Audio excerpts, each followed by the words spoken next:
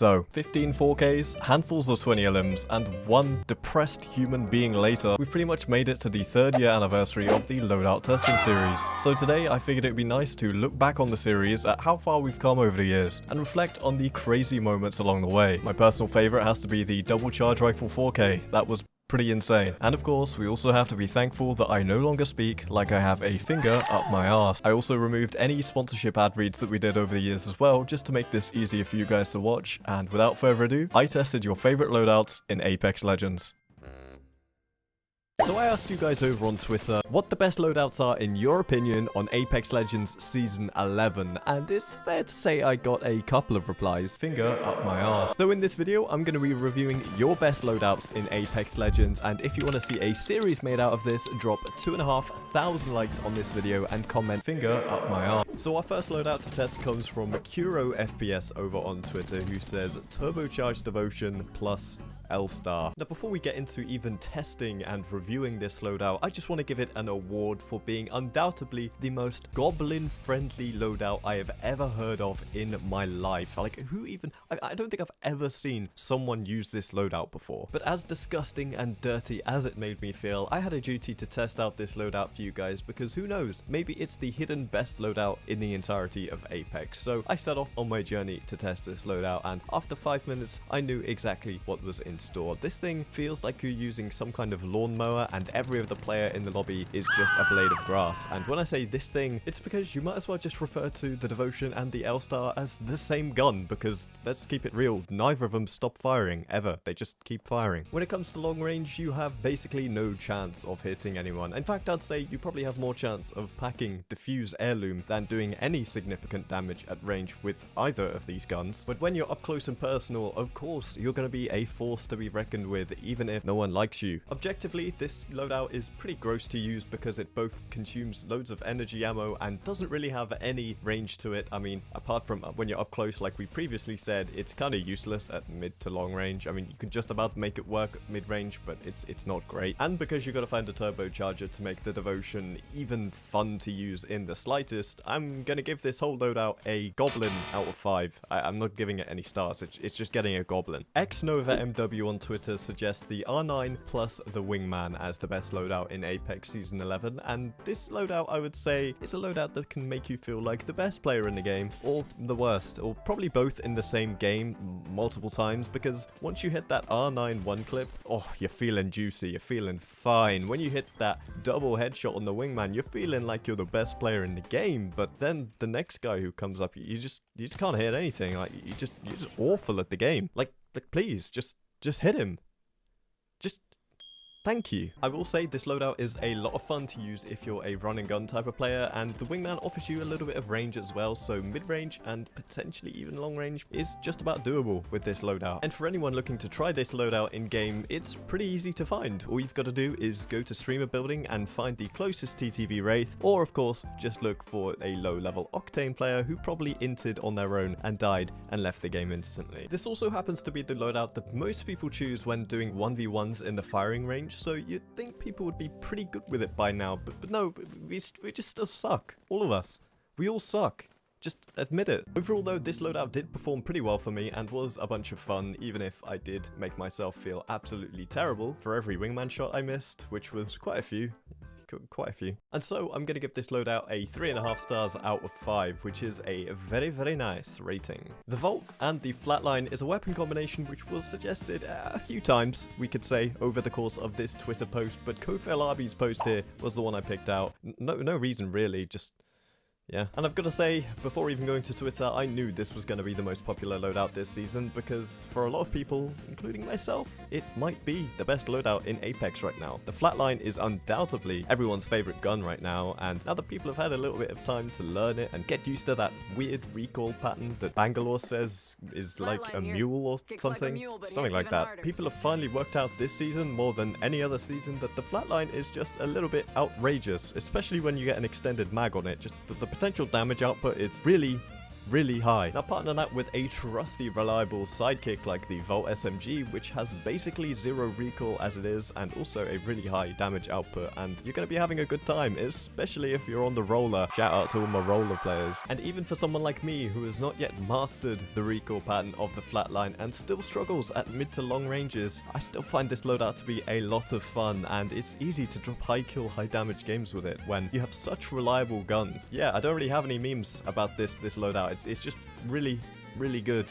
For me, right now in Season 11, it gets a 4.5 out of 5, simply because the flatline could be a little bit easier to use for a lot of us, but it's just outrageous. So yeah, 4.5 out of 5 for the flatline plus the Volt. And there it is.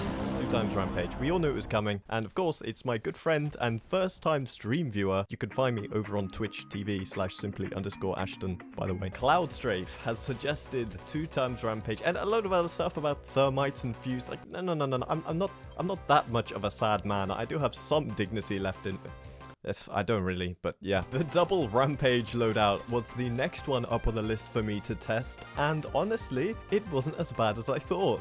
It was way worse. For everyone else in the lobby, I was having a great time. I didn't even have to take my hands off the trigger when I was in a fight with 3 people. I could just keep shooting, and people they just don't know what to do, because the bullets, they just never stop coming, and they don't know how to peek, so they just peek into my bullets, and then they just die. So yeah, like, it just takes all need for aim and accuracy out of the game, and I could just walk around holding the trigger, having a jolly old time, and win the game. It was quite perfect, actually. Long range, tick. Mid range, tick. Close range, tick, but it's a bit iffy sometimes. And if you do go the extra mile and pick fuse and just grab all those thermites and maybe get a Lober on the team so you can get even more thermites, then I'm sorry for the rest of the lobby, really. To be clear, I am not promoting anyone using this loadout. I hope nobody uses this loadout. Please, if you are listening to this, do not use this loadout. And so when racing this loadout, I can only possibly give it a please don't use it out of 5. I think that's the perfect rating for this loadout. And last but certainly not least, on the list of loadouts that we tested in this video, we have a loadout from TTV Kaloham, who suggested the Wingman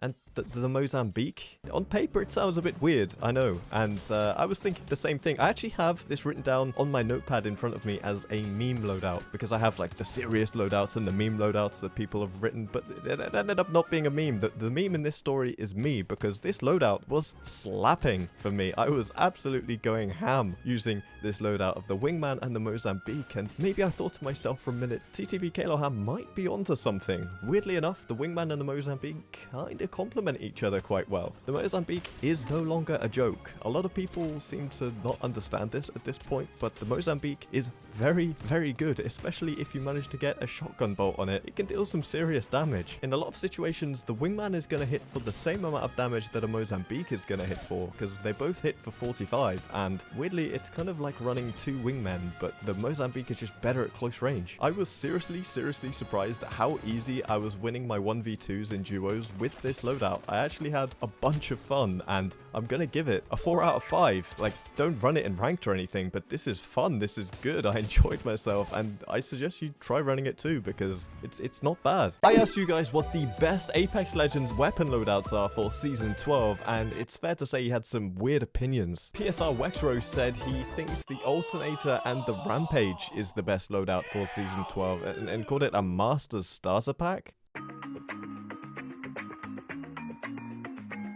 Alright, I think that's enough tongue-in-cheek about the Masters not being able to control guns. I think the Rampage is a very hard gun to use, thank you. Now, I played one game with this loadout with the Alternator and Rampage, because, like, who actually wants to play longer with this loadout? I'm sorry, but no, this is horrible. But after just a few minutes in game, the results I was finding might actually surprise you. That is, if you've been living under a rock, because the Rampage is obviously absolutely disgusting, has no recoil, and is melting people at my own free will. Now, while the Alternator did most of the early game killing, it's fair to say that during the rest of the game, I didn't touch it for the most part, because I didn't need to. I just didn't have to take my hand off the trigger when I was shooting the Rampage.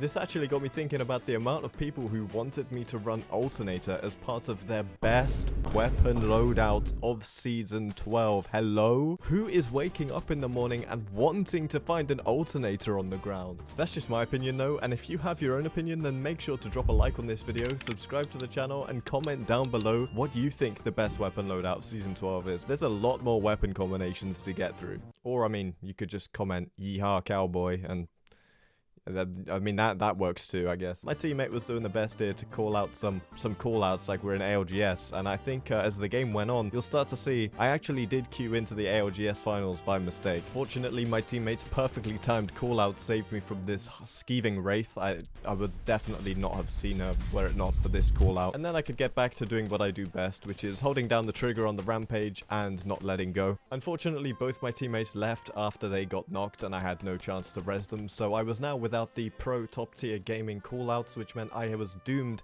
to lose this game. But that wasn't gonna stop me from holding down the trigger and at every single person I saw, and it was actually working pretty well, I can't lie. This might be one of the better loadouts in Apex Legends. At least that's what I was thinking of saying before I remembered that I hadn't touched my alternator in a hot minute, but I didn't need to. The rampage is like 2 guns in 1 anyway. I was eventually silenced by this revenant here. Not literally, he didn't silence me like that, he killed me. And that was the end of this fun adventure using the rampage. Overall though, I'd rate this loadout a solid 7 out of 10 gibbies. I think it's actually pretty good. The alternator definitely could be improved on. Personally, I would use other weapons over that. And the rampage holds a lot of power, you could say, right now. But honestly, overall, big fan of... I'm not a fan, I hate this gun. The next loadout suggested by Bloom Pow was the R400, a trusty, reliable combo that we all know and love in Apex Legends. You're gonna see it's kind of a running theme in today's video, but again, with the first game that I had with this loadout, I had an absolute blast. Unlike the last game, where I lost a piece of my soul, I was actually really enjoying using this weapon combination, and it wasn't until late in the game that I got the R99, but the R301 held its own. I didn't even need a secondary. The R301 is just the supreme weapon in this game. That being said, a lot of this game was to the credit of my Lifeline teammate, a new player to the game, but one which was hell-bent on keeping me alive. I just have to say thank you, Lifeline. I absolutely love you. As you guys can see from the gameplay, the majority, if not the entirety of this game was played in the market salvage area. For a moment, I thought I was in a game of Call of Duty Zombies as the waves of zombies just kept coming and coming and coming, except this time, the zombies were not the undead, but instead, they were the brain dead. The brain dead Octanes and Wraiths and Horizons who would not stop chasing me down. I mean, please give a Loba a moment to breathe. And with the trusty sidekick of Lifeline by my side, my reliable R301 and R99 combination, I was able to mow down the entirety of this lobby, dropping over 4,000 damage and 18 kills. You love to see it. Here's a newsflash for you. The R99 and the R301 are very good in Apex Legends. This loadout gets a whopping 9 out of 10 gibbies. I think the only thing I would change about it is the fact that both guns use light ammo. I think if there was an alternative close range weapon that you could use that doesn't use light ammo, hint hint, there definitely is, then I would definitely call this loadout a 10 out of 10. It's just so much fun, so reliable, and you're just gonna have a blast. Unfortunately, after having this absolutely amazing game, I had to tackle what I believe to be a troll comment. Who could do such a thing? Trolling online, God. Now, backdoor Kanye suggested that 2 charge rifles was the best loadout for Season 12.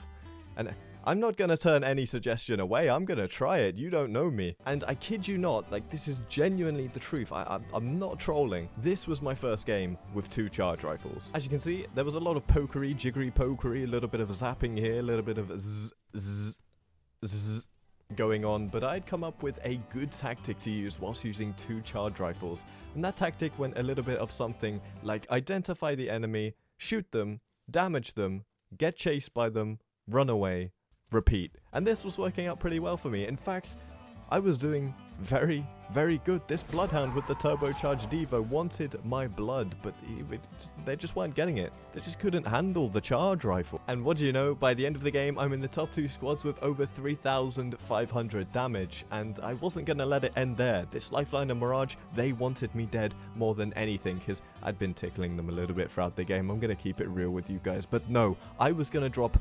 4,000 damage in my first attempt with 2 charge rifles. Did I lose the game? Yes, Did I win the hearts of everyone involved with this video? Yes, I hope so. Subscribe if I did, please. But when it comes to rating this monstrosity of a loadout, I have to give it a 4. A 4 at most. I feel like that's even generous, but the charge rifle in itself is a pretty good gun. But 2 of them, just get it out of here. Just please save me from this nightmare. Now, as you can see here, Octo suggested the Hemlock and the Alternator. Again, with the Alternator. Let's just pretend that she suggested the Hemlock and the Mastiff, and I tried. I really tried to use the Hemlock with this. I'll be honest, this wasn't my first attempt. I tried too many times. I hate the Hemlock, guys. I just cannot use the Hemlock in Apex. Apex? It's hurting my brain. Now, I don't know what it is about the Hemlock, but I just can't hit my shots with it at all. I miss so much, and when I do hit, it's for very small amounts of damage, and it just doesn't make me happy at all. There's every possible chance that I was just having an off day when I recorded this, so I'm not actually gonna rate the Hemlock, and I'm not gonna even involve the Alternator or Mastiff or anything else with this, because me and the Hemlock really don't like each other right now, and I think I'm just gonna come back to it. So it's on standby for now, but I'm watching you. I don't like you. But as is with every list video, I am saving the best till last. From dead account, we were suggested Alt F4. Now, I've heard rumors of what this can do to your Apex Legends experience, and I heard it can drastically change it for the better or the worse, depending on how you're feeling. And I landed in on some perfect high ground with a bunch of teams around me, and I hit Alt F4. Wait, are you kidding me? I'm testing out some of your guys' favorite loadouts in Apex Legends, and yes, you guys are a little bit weird, a little bit strange, a little bit funky. Today's first loadout comes from a user named Crickly Farrowstone. What a name, by the way, Crickly. Hats off to you. Can we just get a round of applause for Crickly Farrowstone? What an amazing name. And according to Crickly, the best loadout in Apex Legends is the Wingman and the P2020. Not gonna lie, Crickly had me in the first half. Of course, going into this game, there was only one thing I was scared of more than the loadout. Oh damn. Oh damn. The Predator! That, of course, was the French. Regardless, we dropped in as always and got straight to work. Add me, simply Ashton. No. The best and worst thing that has ever happened to me is that I got 2 P2020s out of my first 2 bins, which is maybe the most happy and depressed I've ever been at once.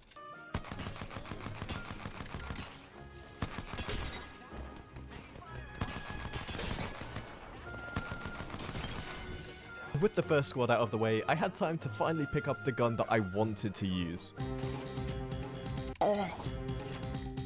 It was at this moment I realized I'd made a grave mistake and left a fat wingman skin on. It might as well be called the chicken wingman. But my mid-game crisis was rudely interrupted by the most stereotypical Octane I have ever met. Rush, rush, rush, rush. I want rush. Of course you do, Octane. Of course you do.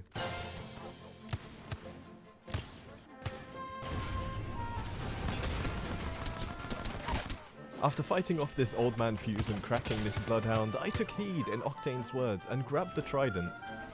Rush, rush, rush, rush. Enemy, enemy, enemy.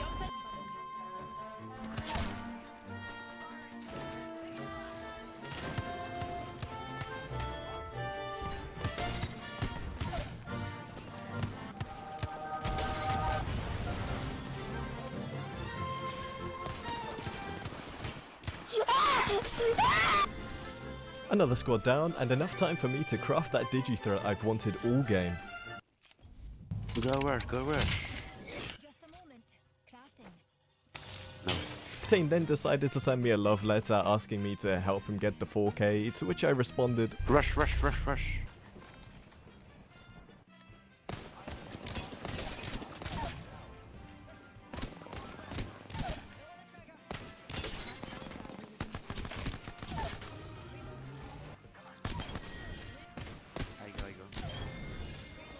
With one team down but another team fast approaching, I didn't want to leave our random Pathfinder behind, so I took on a one-man mission to grab his banner. Then left the easy job of rezzing our teammate to our Octane whilst I would hold off the third party.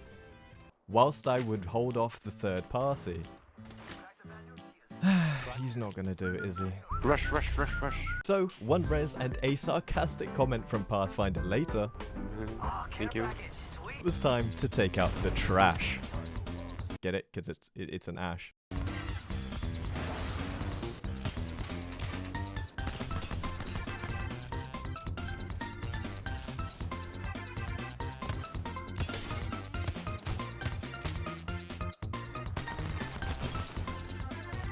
GG. Yes, GG Octane, we made it to second place.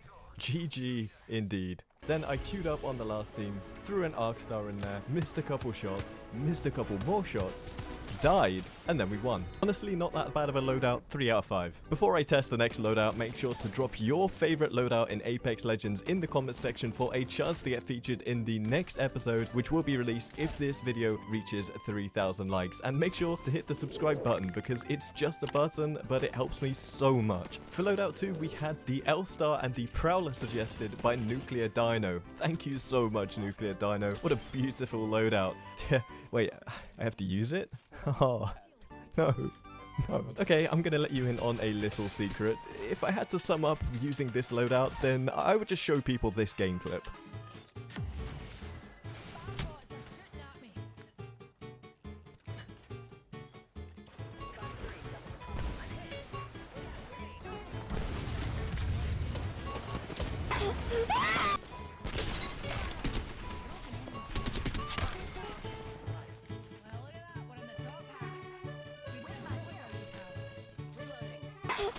Apex did not want me to use the Prowler and the L-Star together, so instead I just used the L-Star on its own, with no secondary. Like, I just didn't use my secondary, I literally just used the L-Star.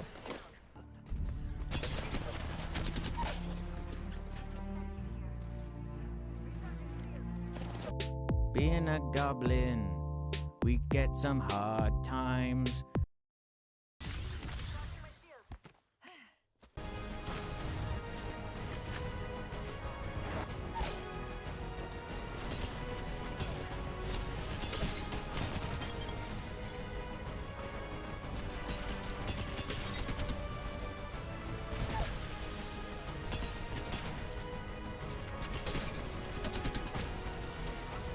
No secondary, like I just didn't use my secondary, I literally just used the L-Star. Okay, so how do I feel about the L-Star? I mean, I've got a fair few kills with it this game, but it's big, it's kind of ugly, it sounds horrible. Like, it kind of sounds like if you were to like rub your finger against your lips underwater. I imagine this is kind of what it would sound like. And it is probably the most blinding thing I've ever seen in my life because I can't see anymore since using this. I'm currently blind. But it does hold its own without a secondary, surprisingly enough, because you don't really have to reload if you just watch the overcharge time. So, I mean, it's got that going for it. That's pretty good, right? But I won't rate Nuclear Dino's loadout at all because I didn't use the Prowler, and maybe it makes like a magical difference and the L-Star turns into the best gun in the game if you have a Prowler. It probably doesn't. But what I will do is rate the L-Star on its own without a secondary, and it's not the worst thing you could ever have. I mean, it's pretty close. But I'll give it a 2 out of 5 because it shoots bullets. And today's final loadout is going to come from Culture Soup, who is going to serve us up the Devotion and the Sentinel combination. What a great set of loadouts we've had this episode. I just loved every single one of them. It just filled me with so much joy. So I landed into Oasis, found the closest Sentinel, and I don't know what that was. I had just enough time for a spot of shopping.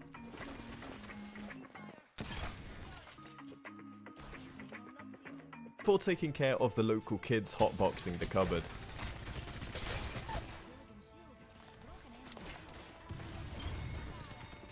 This Octane did his best Wraith transformation trick. And I'll let the Devotion do the rest of the talking.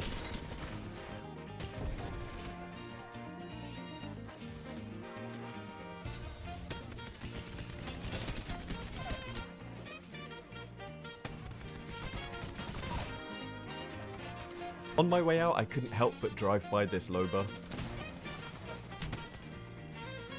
Before having a near-death experience in the States, it really was nearly such a nice clutch.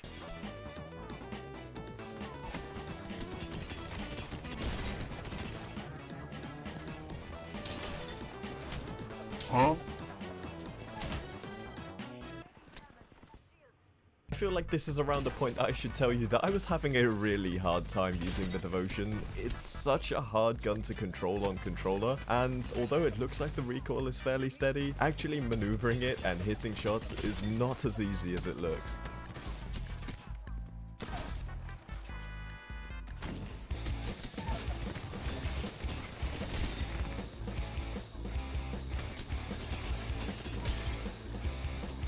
With the last squad pinning us in this room and one teammate already dead, I knew I had to be a hero.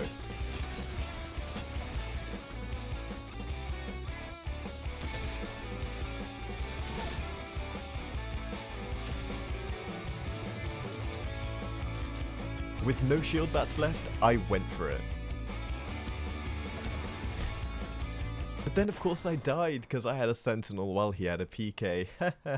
2.5 out of 5. And respawn? This is a sniper. This is not a sniper. I mean, you're trying to tell me that this mag fits in the wingman. And don't get me started on this mag fitting in the Spitfire. Anyway, cursed weapon changes aside, I dropped in looking for the advantage. Get it? Because I'm playing Vantage. And landed on the freshly buffed Eva 8 and the best sniper, because remember guys, it's definitely a sniper in Apex Legends.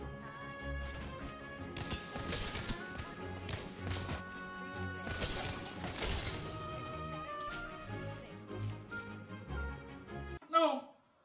No, don't do it!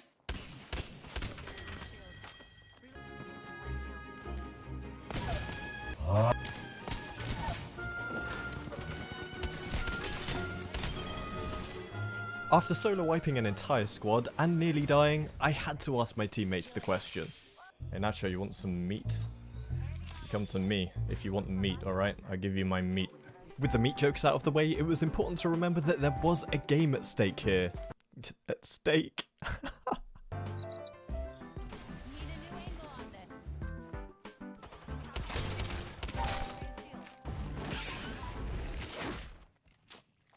That's a good finisher. After finishing Valk and sending her to the lobby, it was time to show Respawn what a real sniper is.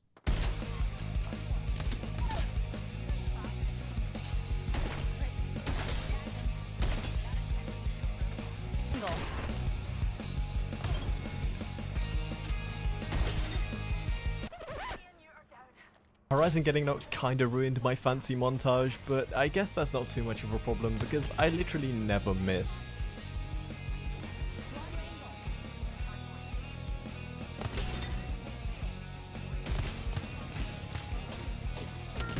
I literally never miss.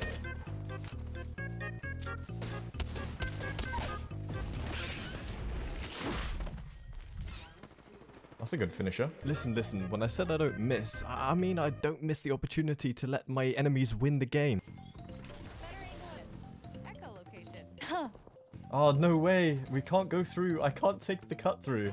Oh, wow. That's actually kind of sad. As you can tell, I was absolutely furious. So I channeled this newfound fury into the closest enemy team I could find.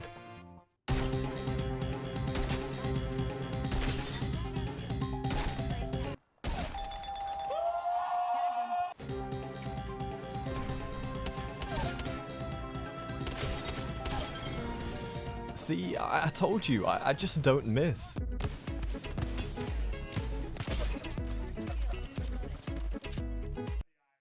Are you sure about that?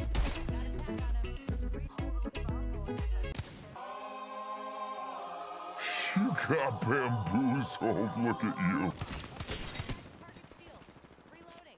And for the last enemy, I had a weapon that he could never have expected.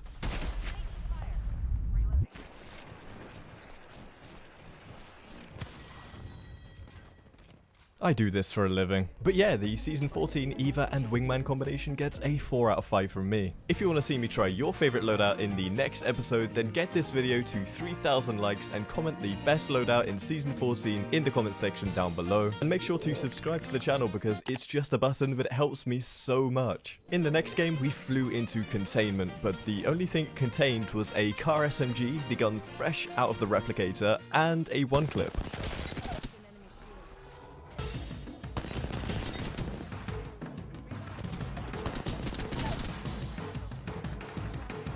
Hi, how are you?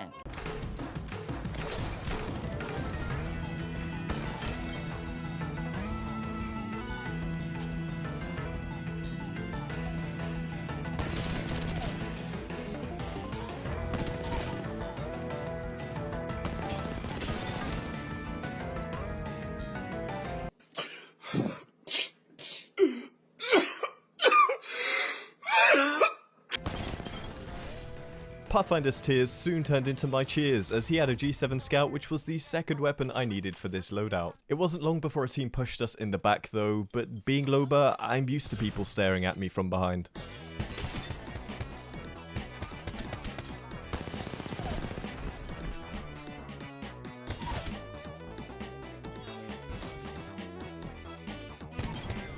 Well, that was easy, and at least we know playing King's Canyon that we're not going to get third party.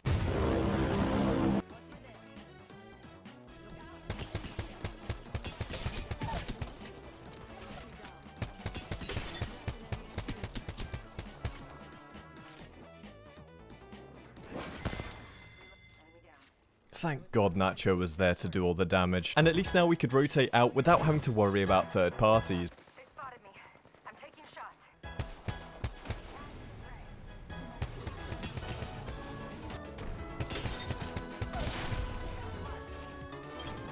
Now with all of that unwanted attention out of the way, we could finally explore the new map and also explore why the car SMG doesn't need a laser sight.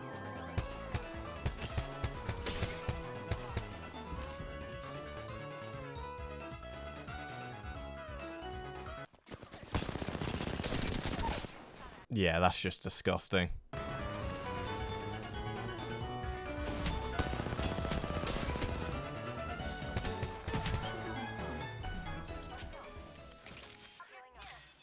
As we journey on, I'm going to ask you guys to leave a comment about where this Pathfinder is going. Best comment gets pinned.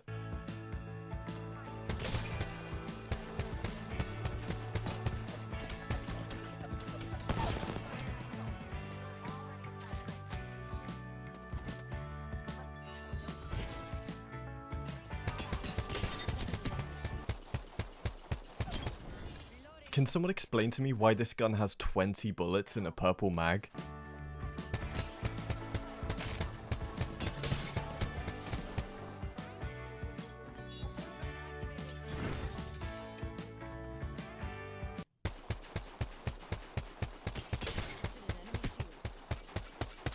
Oh yeah, it's probably for people like me, isn't it?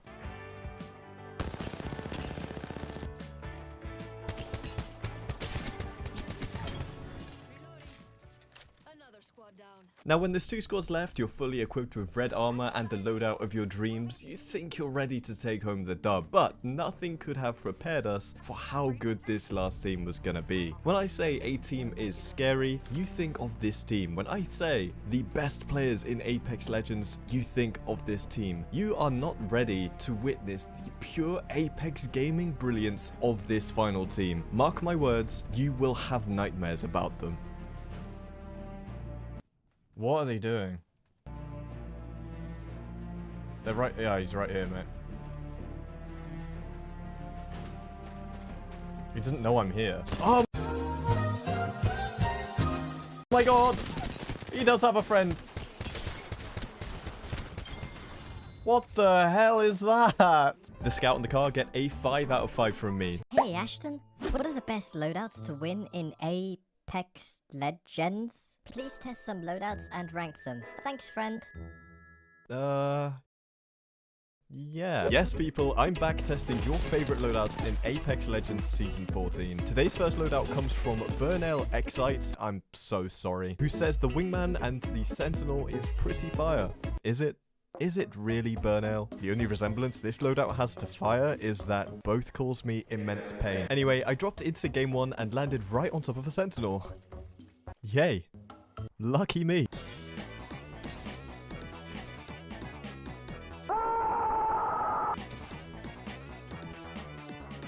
Guys, I missed on purpose. I felt sorry for him.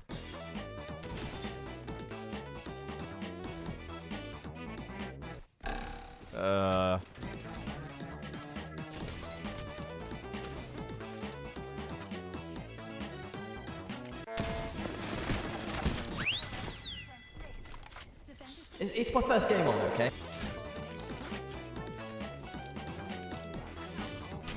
Wingman in hand and Phoenix kit pops, I felt ready to actually do something. So I hopped over to res building.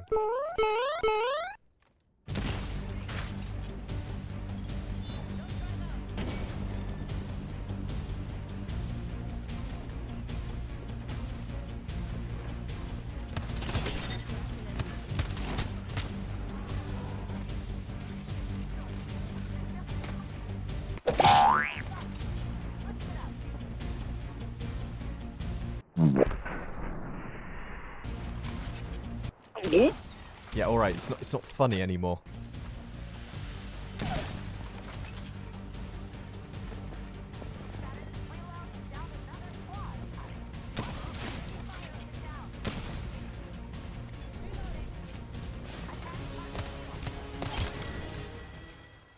Ugh, finally. After my shocking sentinel shots, I decided to try and hide in the mountains in shame, but all I found there was a wild pack of Zilbrad subscribers. Zilbrad subscribers?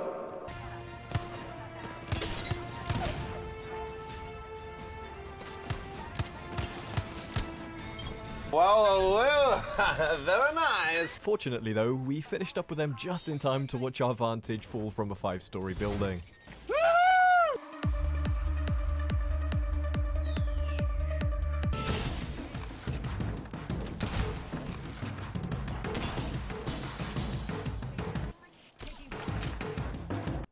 Dude.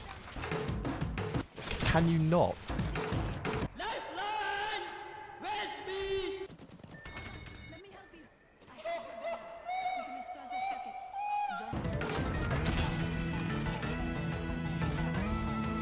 Just for business. Bro!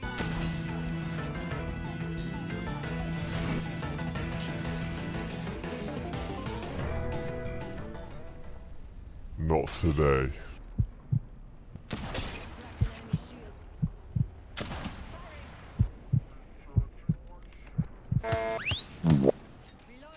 Oh, you've got to admit, that was pretty decent.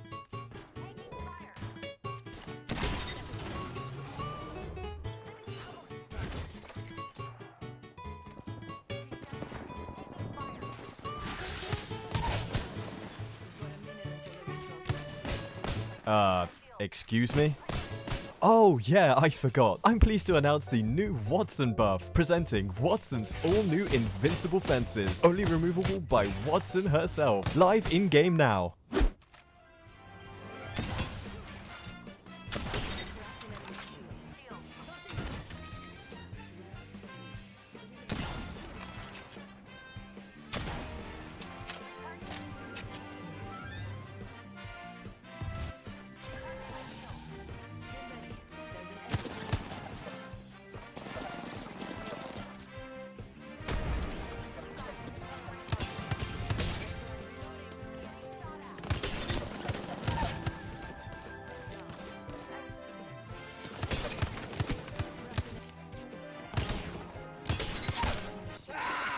Dropped another one.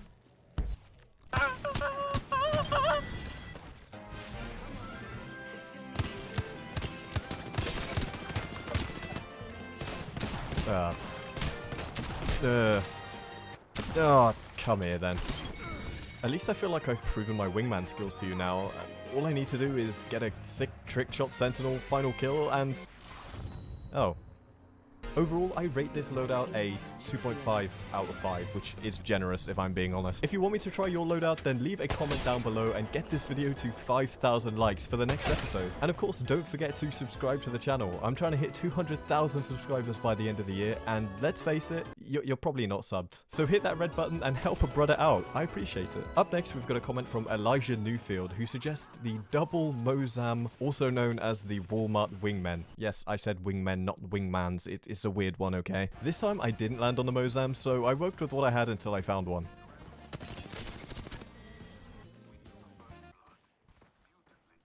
Could it be?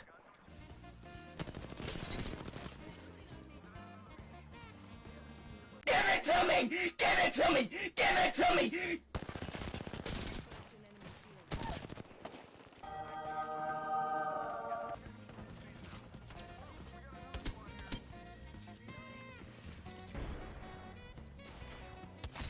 Literally cannot see what I'm shooting.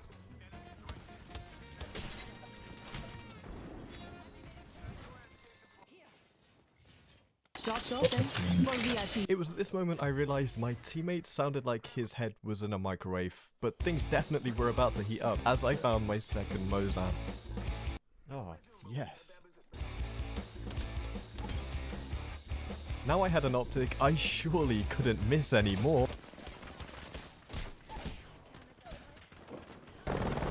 Watch What you're seeing is advanced warfare. After the fight for Mill was won, I found hammer points in my ult. Surely I couldn't whiff any more. You dirty dogs are killing the prowlers, aren't you?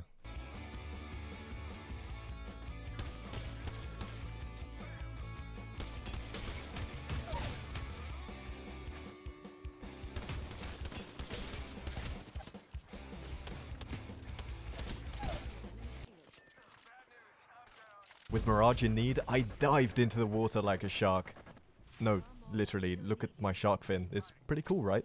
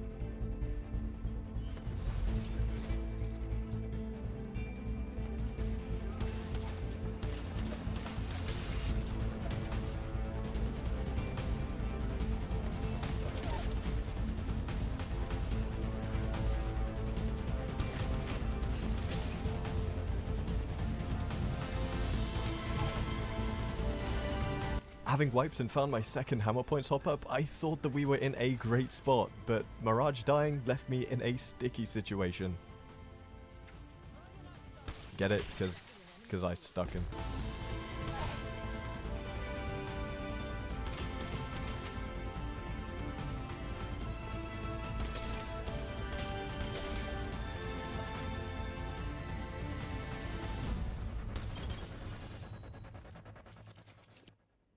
Nice. 2 Mozambiques gets an OP out of 5. Seriously, so much fun. In game 3, I chose my own loadout to review, the Car 301. And immediately as we got into the game, XX Meat Rocket 69 underscore trickshot underscore Gucci XX had something to say. What the fuck? Is that an Apex Pred badge? Yeah. Damn! I'm better. Okay then, XX Meat. I'll just call you Lifeline. You're on.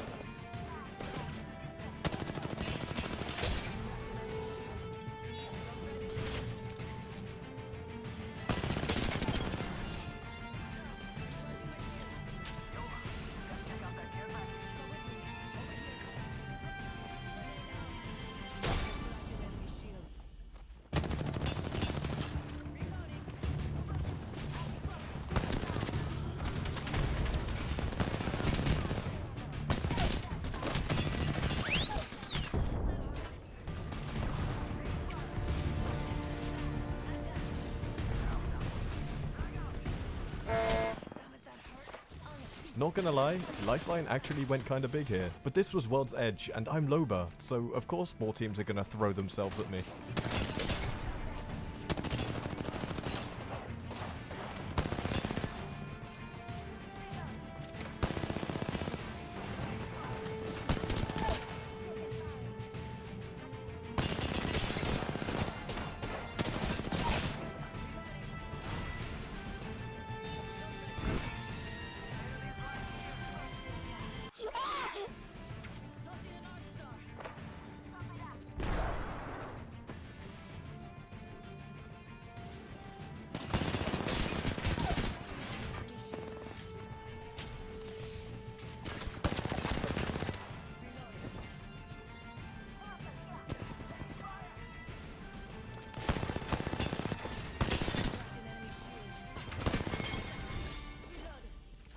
Nice. Yoink. Yoink. Thank you for carry. Nah, man, you're better. I know, right? Big revs.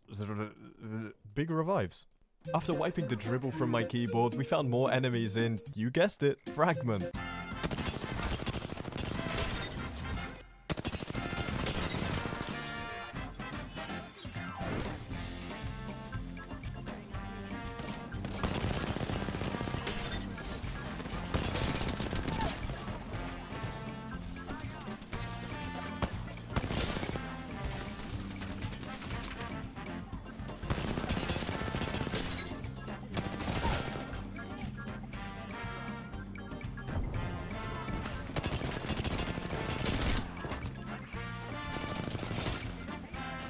I'm sorry, yeah, but how does that miss?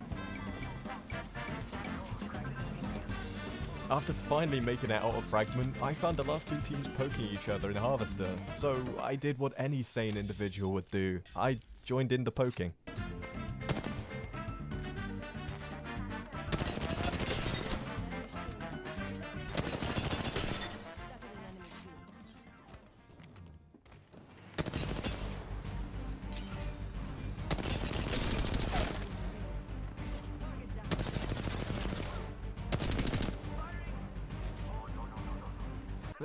Sorry, I just really wanted this finish on the Loba, and I'm sure that won't come back to haunt me. No, impossible.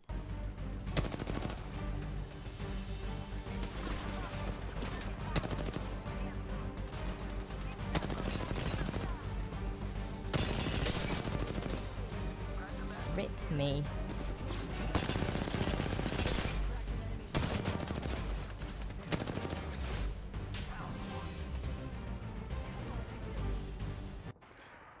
Thank you. Nope.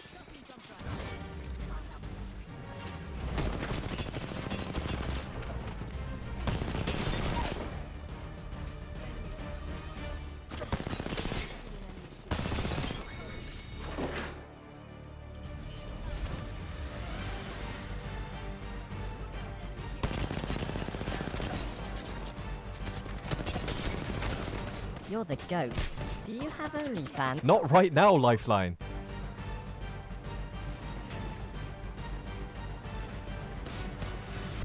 I'm sure that won't come back to haunt me. No, impossible.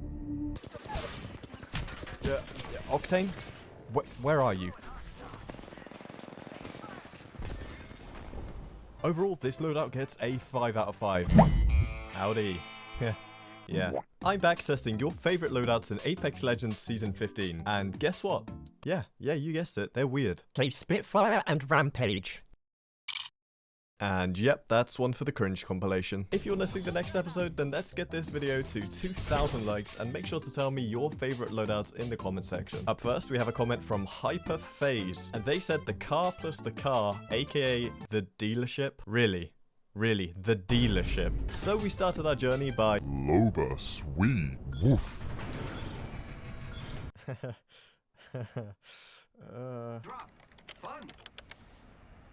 After pulling away from my, let's just say excited teammate, I landed on an R9 and a wingman before looking for a car to steal. Yeah, don't worry, this is Apex Legends, not GTA.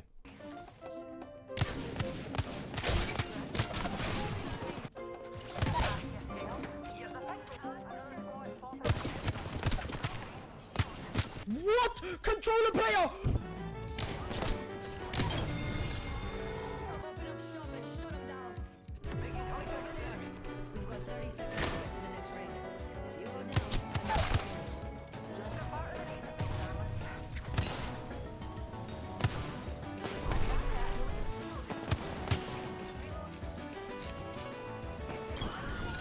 After clearing out the area and using my low barrel, there was still no car to be seen. I was about to stop recording when an unlikely hero emerged out of nowhere.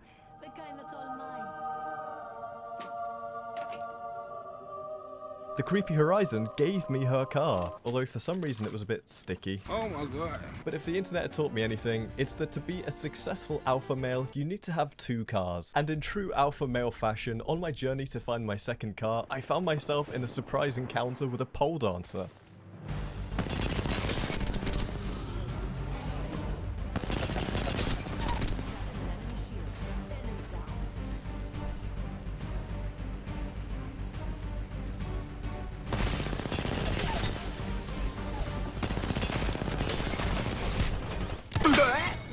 Yes, ladies and gentlemen, that was a pole dancing crypto. But before we knew it, a few latecomers arrived and they weren't happy they missed the show.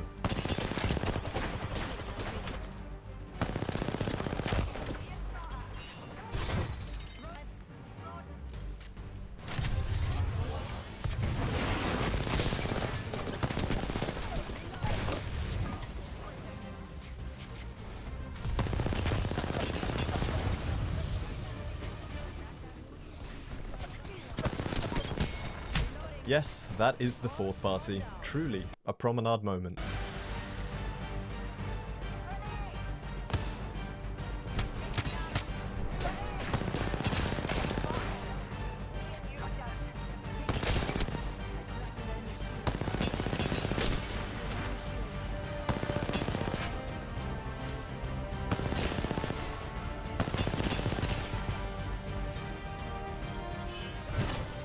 As much as it pained me to leave behind the creepy horizon, I needed to take a minute to refuel. Get it? Refuel? Because the whole car thing.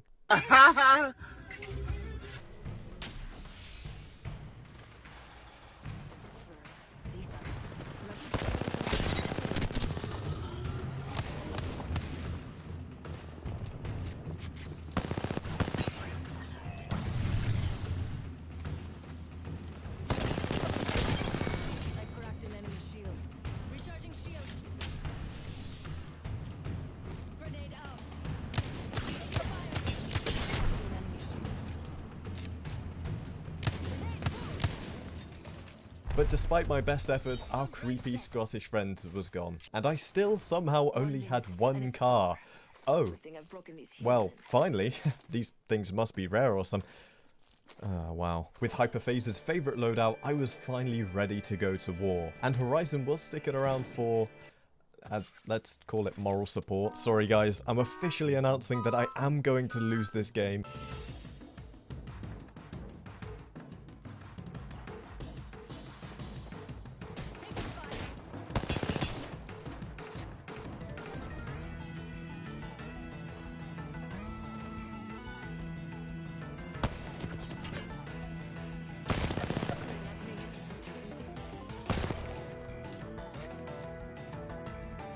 It was around this time that I realized that I needed range to win this game, and the double car loadout was not giving me that.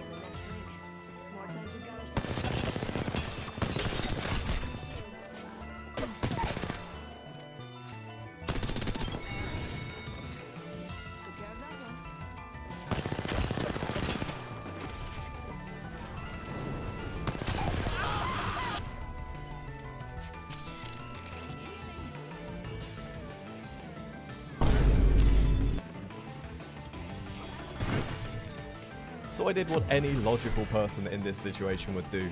I swapped one SMG for another SMG, but this one was red, so I swear, it's just better.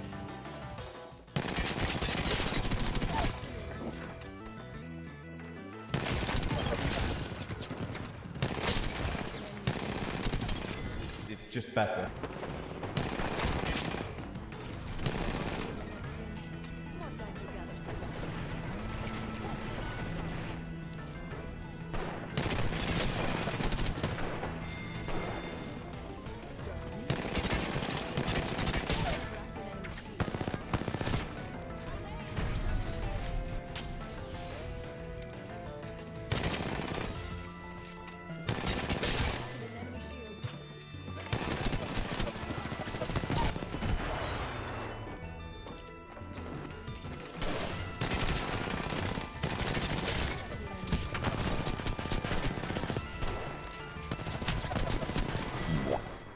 And in the end, the only bag I secured was that from the Newcastle enemy, but a 4K and no picture from a teammate, that's a dub in my book. Overall, I'd rate the double car loadout a 2.5 out of 5, because just like in real life, you don't need more than one car. If you made it this far into the video and you are enjoying, then why not subscribe to the channel and help me get to 200,000 subscribers, as well as getting us a little bit closer to that non-subscribe ratio being at 69. That would be pretty funny. The next loadout is from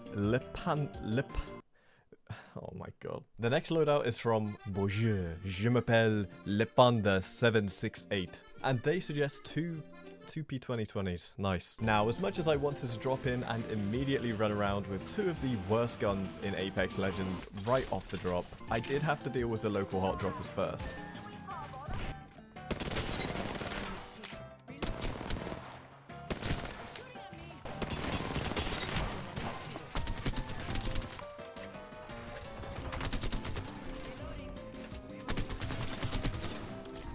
Please, just die.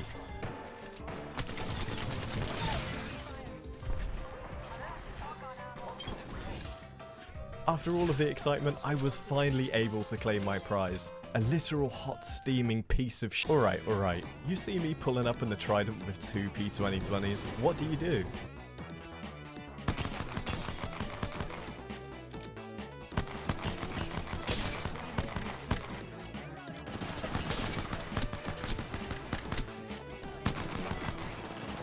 This seer answered correctly. His answer was to pull out his own P2020 and 1v1 like an old-fashioned cowboy.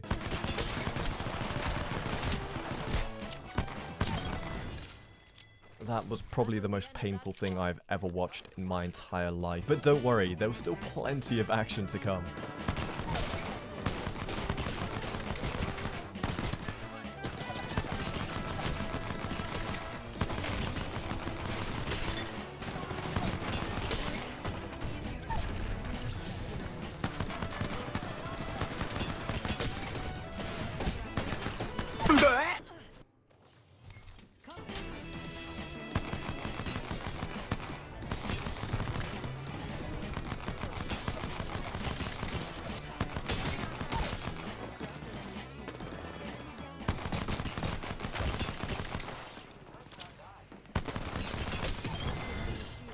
Well, would you look at that? After all that, there's just one squad left. I honestly wish they'd hurry up and end this misery.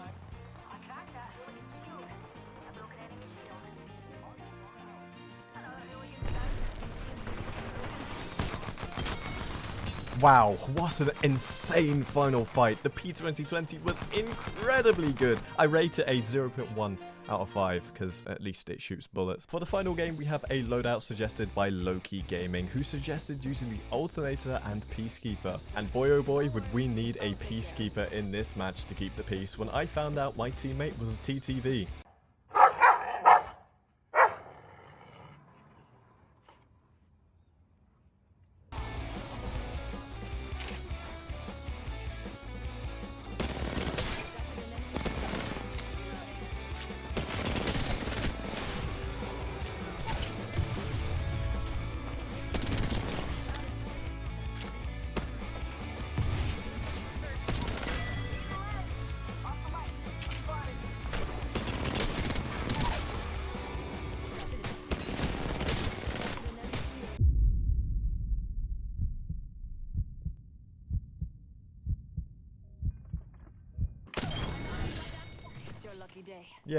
Yeah, I'm that guy. You're not that guy, pal. Trust me. You're not that guy. But no sooner had I clutched up than our TTV friend needed some help.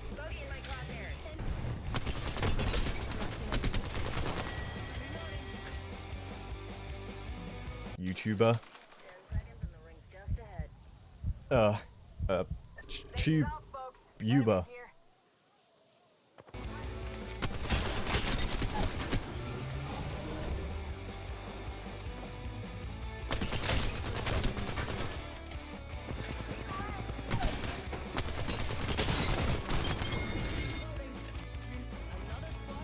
Nice.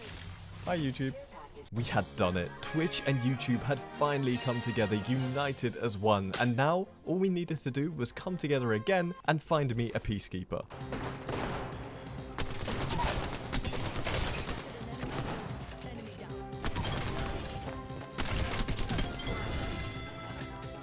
So it was around this time that I realized that the Peacekeeper is in crafting this season. And where was the next team? That's right, on the crafter, because of course they were.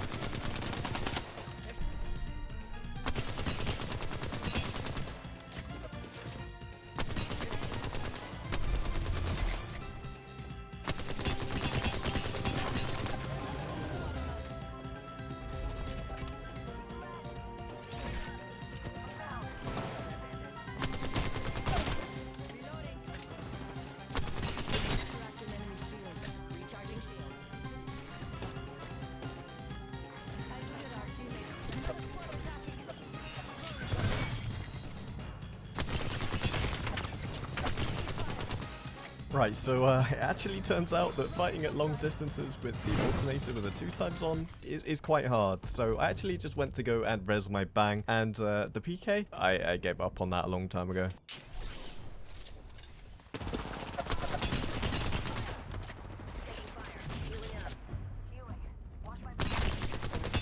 Cracked an enemy shield. Reloading. I cracked an enemy shield. Throwing jump drive. Under fire.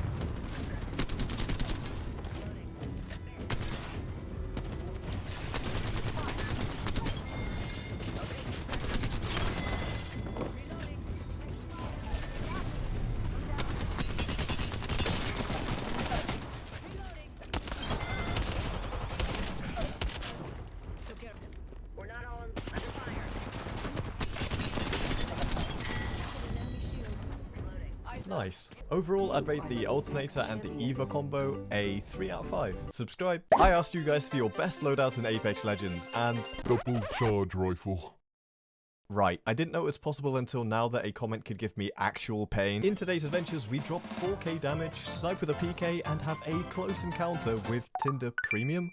Trust me, you don't want to miss that one. As always, make sure to leave your favorite loadouts in the comments section for a chance to feature, and get this video to 3,000 likes for the next episode. Our first comment comes from Agent Duck, who wants us to use an R301 and a Mozambique. That's right, it's been about 30 seconds and I've already been forced to use the Mozambique. I dropped into game 1 with my friend EXE Mania, but before anyone worries about us stacking, here's a clip of our chemistry.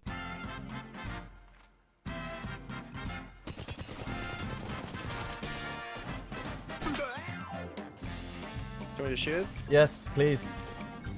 Why would you not shoot him? So, as we dropped into Lava Siphon as the Apex equivalent of Dumb and Dumber, I landed on a Mozambique and our teammate died. I wasn't feeling too confident. Right, well, you're not untouchable, are you? Because I just touched you quite intimately.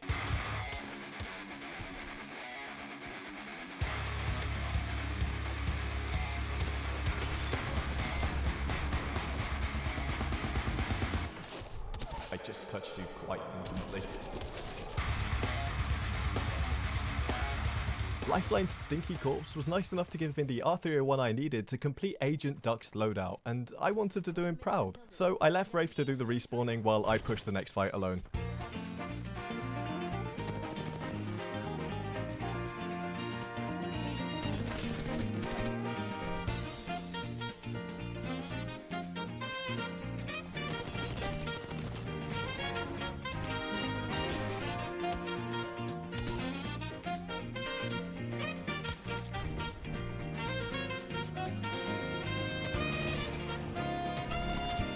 And now, in this very moment, the Mozambique had its opportunity to prove itself as the best weapon in the entirety of Apex Legends. We've got 10 seconds. I hate to say it, but looting time's over. I mean, I don't know what you're expecting, guys. There's one. Come on. One of the guys I killed isn't dead yet. Wow, don't I just sound absolutely thrilled to be playing right now?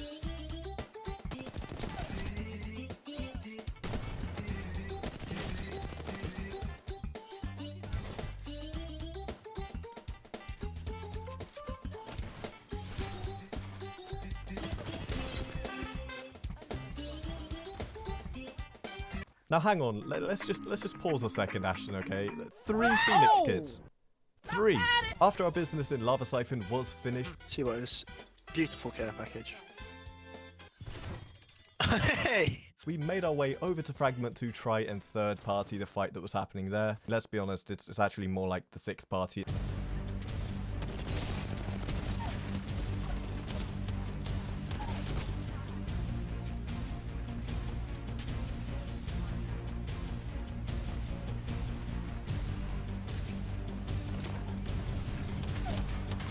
I'm dying.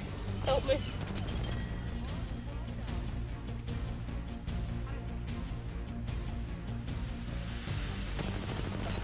Oh my... No, he's not cheating. I'm just bad.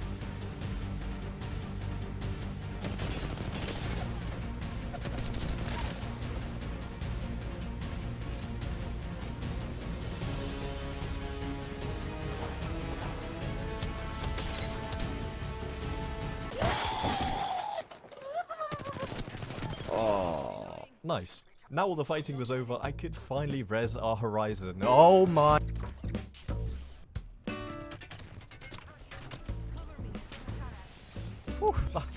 that was painful, but you could help the pain go away by subscribing to the channel. I mean, okay, look, listen, I know that was a bad one. After taking a 3x from my low barrel and holding on to some sniper ammo for some absolutely unknown reason, I jumped over to market and started to take things a little bit more seriously.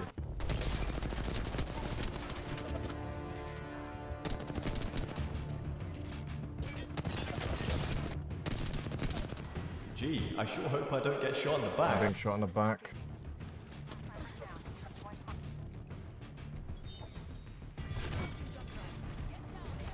Things weren't looking good as I was separated from my team and had given the enemy bloodhound my red armor. That's not yours, is it, you stinking wet dog? And to top things off, Horizon died again, but this time she decided she'd just rather go off and play Roblox. He's like died 3 times. I would be pissed off if I died that much. Spoiler alert, he often does. Oh, no!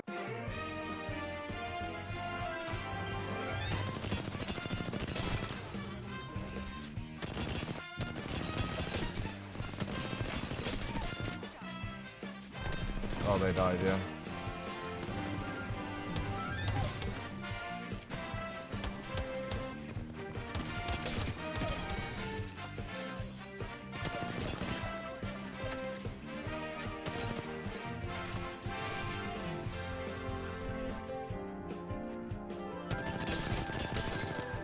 Now, would you believe me if I told you that we were in fact third-partied again?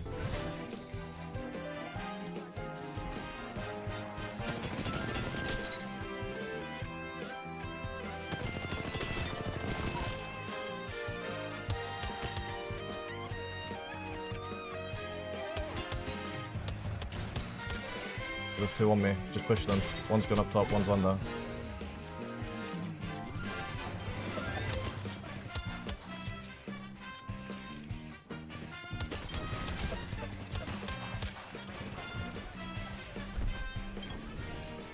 The Lifeline team was dead, but now we were being held on the edge of ring by Crypto and friends, and they wanted blood. Specifically our blood. They wanted to kill us.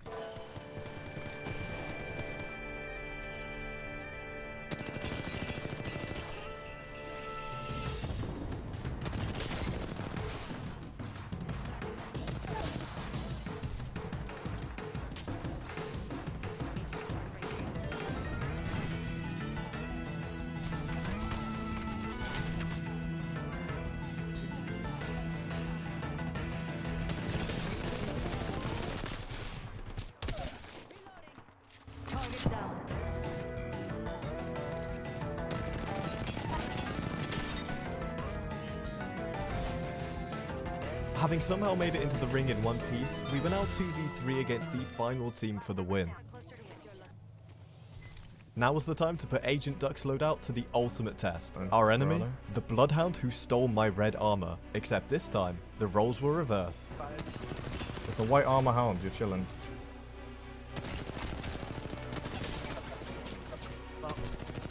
Nice, Sonic, 1-2. Oh, I mean, I didn't even get to fight the Bloodhound in the end, unfortunately. Overall, I give the R301 and the Mozam a 4 out of 5, because let's be honest, the Mozam could be replaced by literally anything else. Up next, we have a comment from Kyle Dude, who says, use the PPKK, aka 2xPKs, aha, ha, ha. I'm going to be totally honest, I have absolutely no idea what that means. Dropping into Epicenter and assuming Kyle wanted me to use 2 Peacekeepers, I pulled them out of the funky orange sparkly special machine thingy that gives you stuff before running full steam ahead into Fragment. Wow. Someone up here. Yeah, I am. Not anymore. Yes, anymore. Yes, anymore.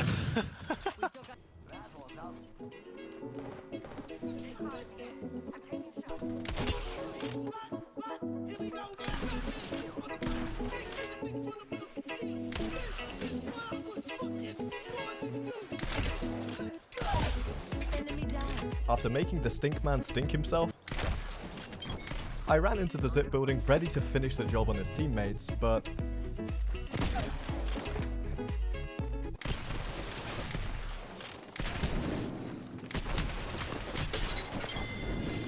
man, my aim stinks. But apparently, so does my teammate. What are you doing, man? Why is that there? I want to turn myself into a kebab. But that was enough jokes and games. Now was the real time to show the full potential of the Peacekeeper.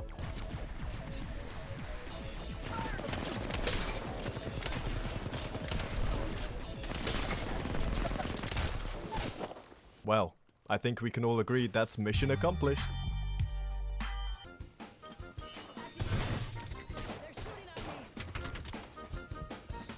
So annoying. Yeah, take that. With Pathfinder out of the way, it seemed we had unfinished business in the construction building, and I was back to keep the peace.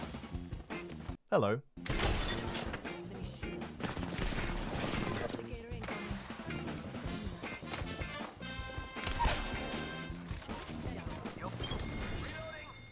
Now, I think you'll all agree with me that this game has been absolutely thrilling, but as we finally moved away from Fragment, I had hope inside for an exciting endgame. Oh. Back to Fragment. Yay. Great.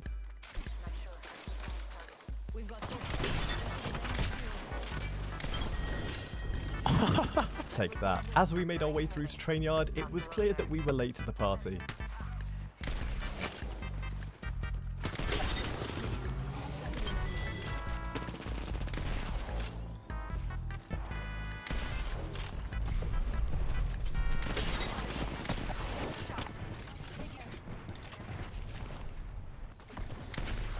He took off without his bro and he still died.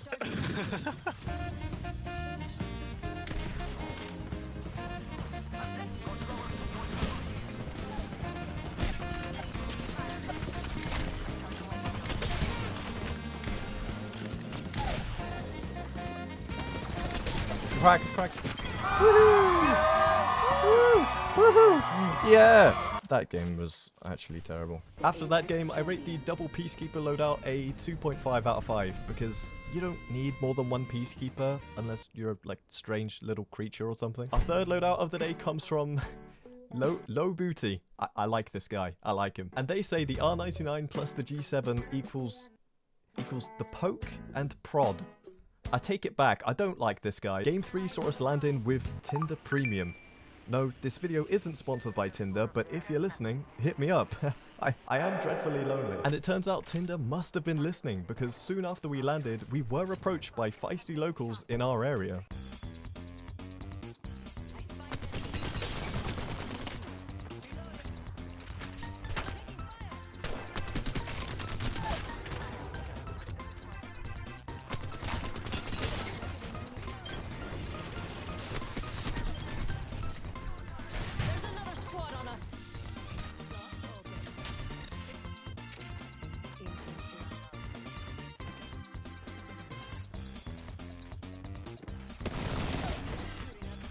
Just as things were starting to calm down, a third party came in and ripped my blue shirt, shield, not shirt. I promise, I was fully clothed. But fortunately, Tinder Premium was here to save the day again.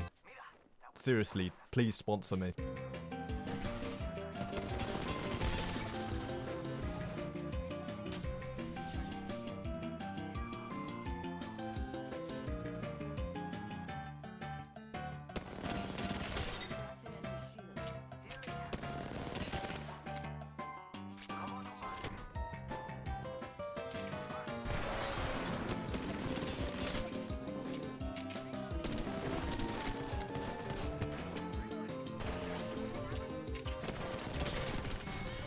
Well played.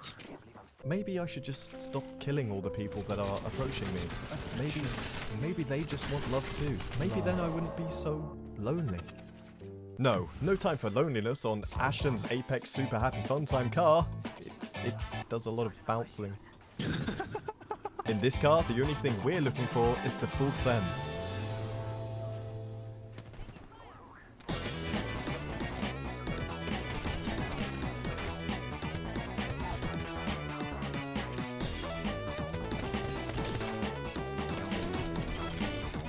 those shots.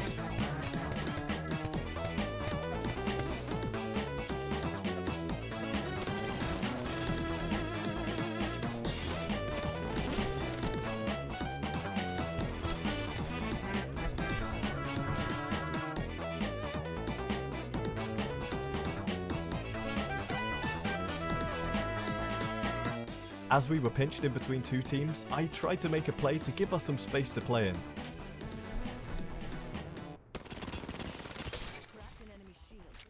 Yeah, it didn't work. And then, right when it mattered most, Tinder Premium made me take my eyes off the bag.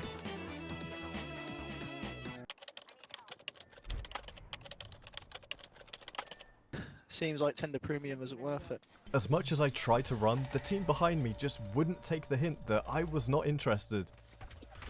Oh, leave me alone, please. Shoot someone else. Please shoot someone else. Please shoot someone else. But with them finally off my back, I was able to poke some people with the G7 in the spirit of low booty.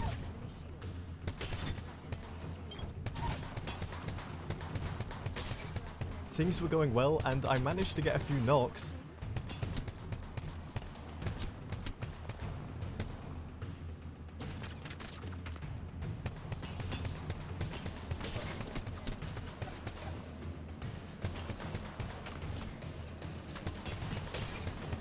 However, as a solo, the last thing I wanted to see them do was red. Oh, good.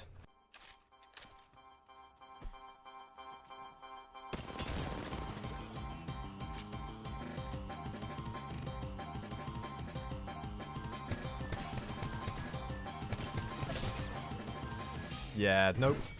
No, not happening. Yeah, well, at least the other team hasn't They've rezzed all the way over there. No flipping dipping. No flipping dipping. I'm afraid they've left me no choice. It's now or never. I must plug in Tinder Premium. And now, with the power of a sleazy dating app by my side, I was finally able to act and behave like a reckless freak.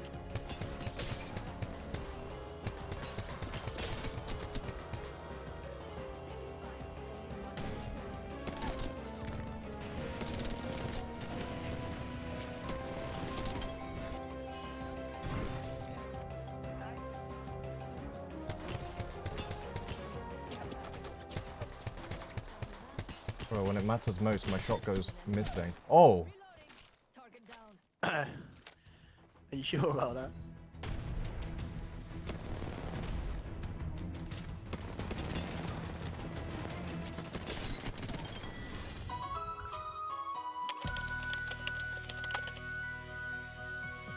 Overall, I'd rate the G7 and R99 combo a 4 out of 5 because it's really good, but it definitely gets through a lot of light ammo. Don't forget to subscribe. I asked you to send me your favorite loadouts in Apex Legends so I can test them, find the best loadout, and smile for the first time since Dad left to get some milk.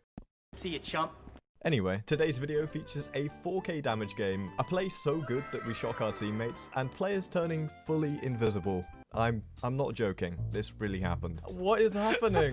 Up first, we have a comment from Fat Kid Games. I'm not calling him fat, that's just his name. And they suggest the Vault and Hemlock combo, as well as a load of other stuff, but unfortunately, I can't read. Don't forget to tell me your favorite loadouts in the comment section for a chance to be featured, and get this video to 4,000 likes for the next episode. Going into game 1, there was only one thing on my mind. Why does my banner make it look like Loba is holding a banana? I mean, like, seriously, you can't tell me it doesn't. But if one thing was for sure, it was that I landed on the loadout I needed to test, so there was no room for slipping up.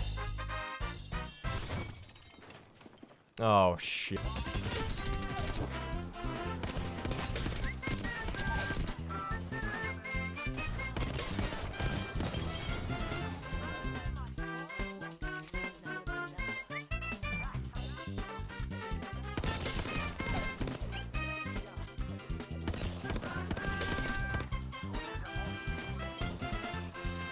Okay, so I'm gonna keep it 100% with you. I was not expecting this loadout to slap so hard. After such a good start, I looted fast and basically threw myself at the next team I could find. Because who doesn't want Loba throwing herself at you? I mean...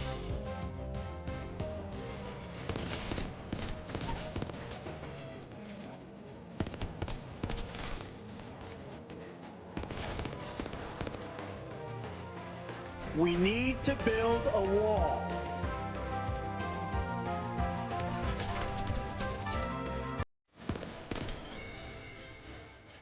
And wouldn't you just know it, Maggie and Octane arrived just in time to secure the loot, so that worked out pretty well for them. But together we moved towards the care package, only to find a couple of loot goblins had beaten us to it.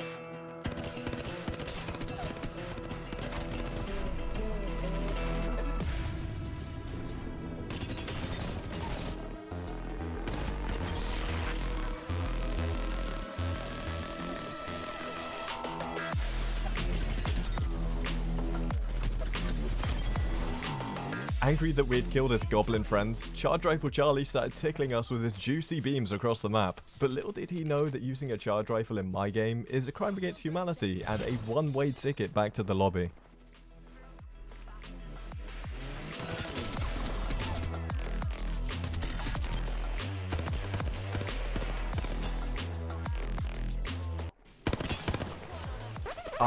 Listen, charge rifle players deserve abandoned penalties when they die. It's true. Please subscribe.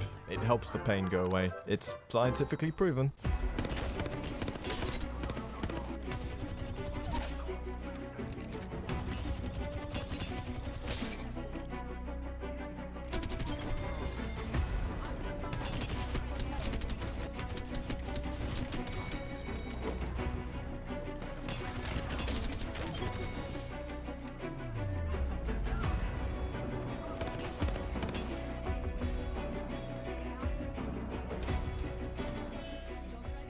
Do you ever run away from a fight and wonder, like, what actually just happened? Because I have absolutely no idea. Both my teammates were down, and I now had a rescue mission on my hands, but it wasn't going to be easy. Charge Rifle Charlie was still at large, and multiple teams were still in the area, so I needed to be careful.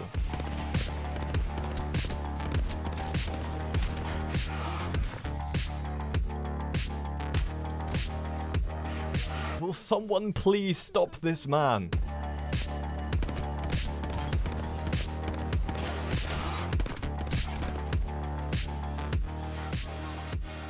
Despite my efforts, I had failed my teammates. They were gone. Deceased. Perished. We had so many memories together, like when we looted together, and when we were on the dropship and Maggie said, "Time to show them my balls." That's her wrecking ball, obviously, like her ult, you know. No, I couldn't let this happen.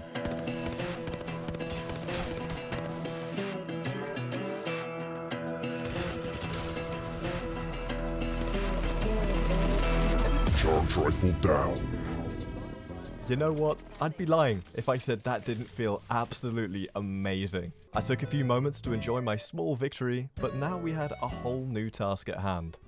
Win the game. I knew as soon as I saw it was 2 squads left that I had to bring this one home. For Octane, for Maggie, for Fat Kid Games. So I searched, and searched, and oh come on man, like where are these kids? Until I came across a boat check. And then I had a hard decision on my... of course I'm taking it. I actually hate the Hemlock. And then, out of nowhere, I finally found life. Oh my god, is that audio? Watch this. Watch. Yep, keep watching.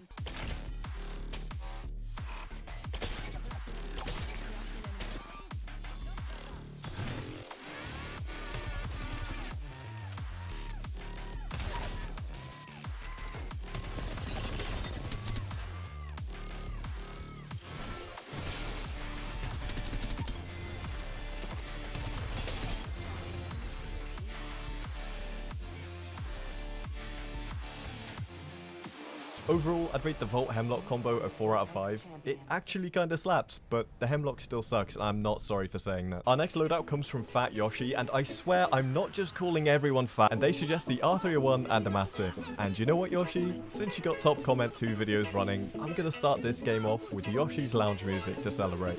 Good job, Yoshi.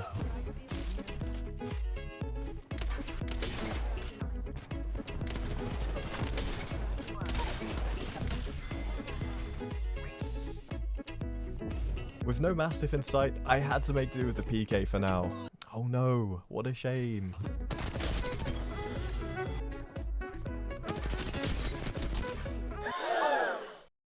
I'm gonna put some dirt in your eye.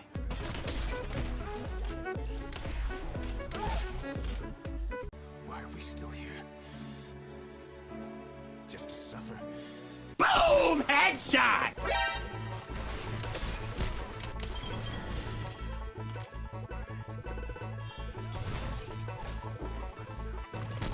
Whoa!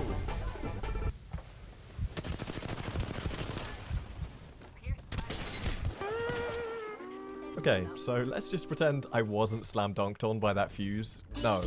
See, I'm always the one doing the slam dunking, right?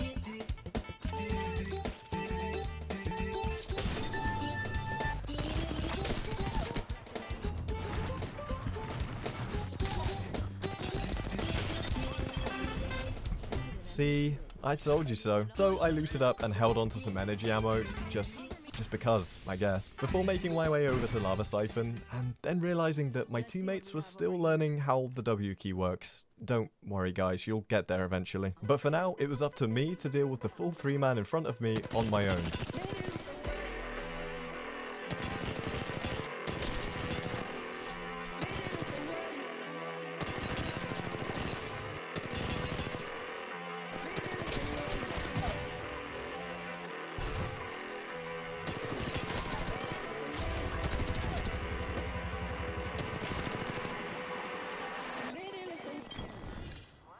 Phew, thank God you guys arrived just in time. I was actually really in trouble. In all seriousness though, it was nice to have some friendly faces around again, and it made the journey to the next team so much more comfortable. Oh, wait, I'm miles in front of them again.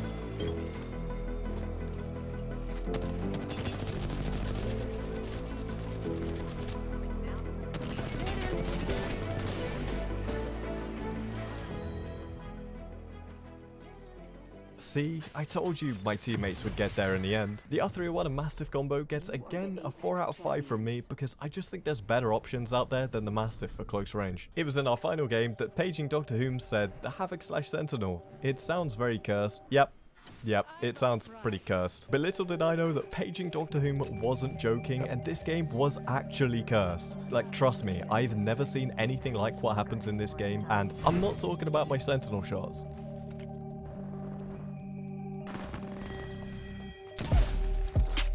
Nice.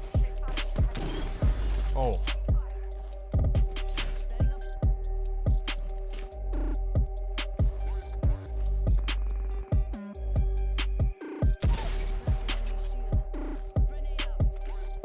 Oh, stop it. Okay, I missed. Oh, I'm gonna get dropped on here.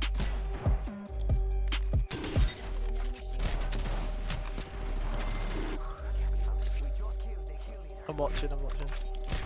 No, I got the armor and I died anyway. Cursed Apex example 1. Being knocked with full armor. Outside. 1 HP. He's got He an shoots armor both stop. down. Yeah, it's alright, I got him. Oh,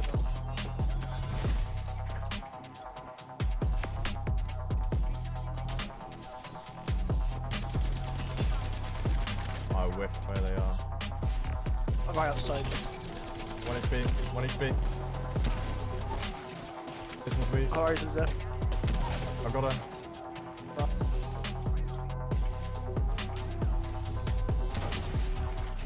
Such a hard loadout to fight with, bro. 4 shots. Oh, I'm whipping. Nice. sorry, go on. Okay, to like the 33% of you still watching at this point, let's pretend I didn't miss 90% of that Havoc clip. You saw nothing. Our journey then took us west of Fragment and into Landslide, where I'd be exposed to the next element of this cursed game. Oh no. 100 packet loss. What is happening? Yeah, you're still in the game. You're still in the game. What is happening? I was, in fact, not still in the game. After reconnecting, though, everything seemed fine. I was alive, we were healthy, and my teammate was... Octane is invisible. It's you! It's you, you're invisible! I am an invisible man. Bro, you're just a floating gun. What is happening? You're literally teleported, you're a floating gun. Teammate's just not reacting. He's seen this one too many times. What is happening, man? I'm not kidding you. You are literally a floating gun. That is crazy. They're fighting. It looks like they haven't really killed each other off. Only game for that zip. There's another invisible guy. I cracked him. Invisible enemies were a scary prospect, but nothing in Apex is scarier than your random Octane teammate jump padding onto a full 3-man. Oh no no no! Teammate's going in. Last two. Cracked the last guy.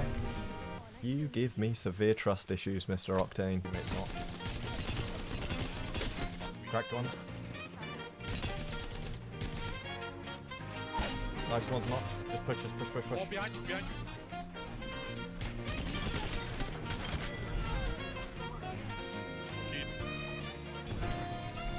Oh, I'm dying. He was, in fact, not dead.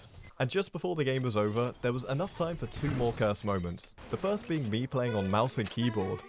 I'm gonna try M and K.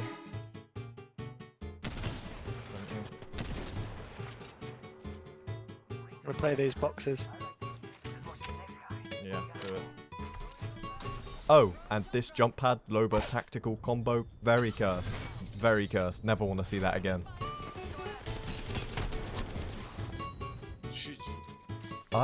I have no words to describe that game. For the Curse, Havoc and Sentinel, I'm not gonna rate it because that was genuinely one of the most horrendous Apex experiences I've ever had. So I'm back again testing your favorite loadouts in Apex Legends, and we're kicking things off with It's a Complicated Life. Oh my god. I felt that one. You suggest the Volt and the R99. Yes, sir. And after landing at Harvester, you might have noticed something. What the hell? So yeah, we're starting off with a ranked game which had some insanely tense moments as we played most of the game as a duo.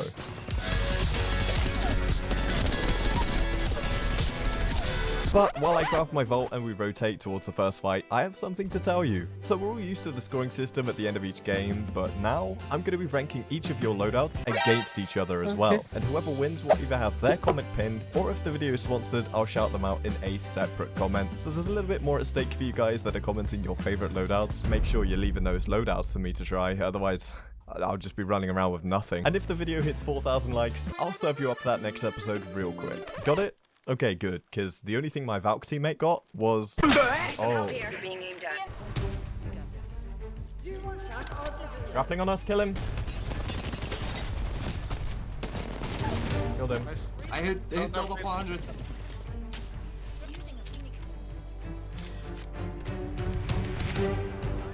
Walk with him. Shoot. I have to drop. Go, go, go, go, go. Right there. They res. Knocked again. Wraith drop, Wraith drop. Hello. Last guy. No. Nice. Take the rest. Last guy under. Yeah, but res, I'm resing. I didn't want you to... I didn't say drop. Nice, Cuba. I'm dying. You're gonna die. Drop or no drop, we still managed to come out on top, even if my thumb was twerking on the Pathfinder at the start. Subscribe for more thumb twerking. It's not as bad as it sounds. But now we had some KP, surely we'd play zone and play for the win. You want to third this? Yeah, sure. Sure. Third floor.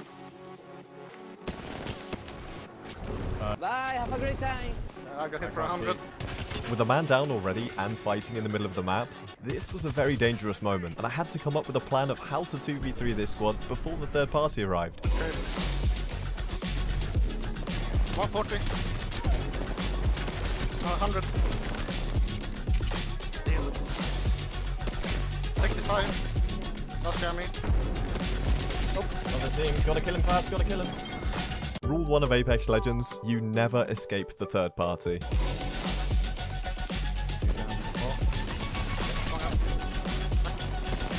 He's gonna rest, they have a life. Guy on the use, 150. Crack. Yeah, last Nice. one, hit 150. He's coming up, coming up. Dead. Let's go. Another team. Another team.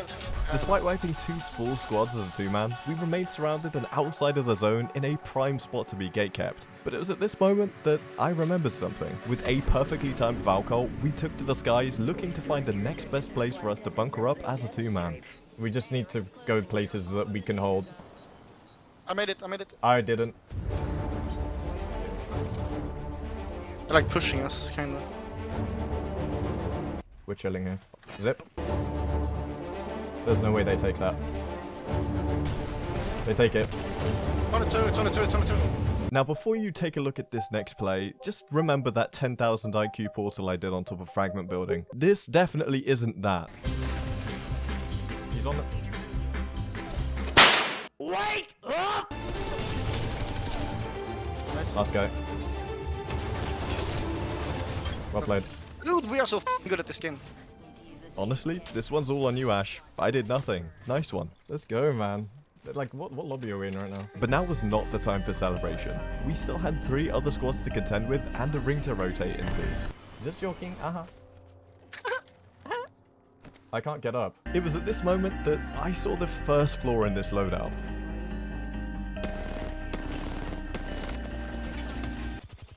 I'm whiffing. Cracked him. Ooh, there we go. Fought for an angle on that. Almost cracked.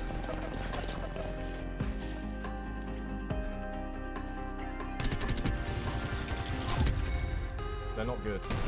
So I have to fight that one up. 140. Oh. Dropped on. Nice.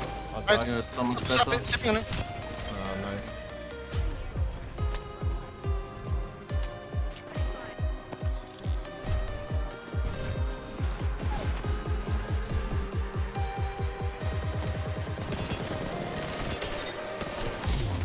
Let's go! GG. GG! I don't know how Red didn't notice me there. Even though we won, I have no idea what I was doing there. Either way though, I'd still rate the R99 Bolt combo a 4 out of 5 overall, because Apex is mostly played at close range, and this loadout shreds up close. The first challenger loadout comes from Dragon's Breath, who suggests the flatline wingman combo. But before we grab that wingman, can we just take a moment to appreciate this sumptuous sentinel headshot? Oh! That is naughty. Quite stupendous. And joining us for this game was my IRL friend EXE Mania. Console? What's happened here? But don't worry, he's no more help to me than your average pub random. Just gonna loot whilst you do all the work. Reloading. One squad closer to winning. Hi, welcome to Chili's. And while we rotate towards the next fight, I wanted to ask you guys, do you want to see more ranked in the future, or would you rather I stick to pubs? And would you prefer more uncut gameplay, or do you enjoy the way I make videos now? Basically, I'm just looking to bring you more content in the future, but as I make and edit all these videos myself, it can take a while, and letting me know in the comments could be a great way of helping me understand what you guys want to see. Oh yeah, three man right on our left. What? Oh, right on me here, yeah. That was great, wasn't it?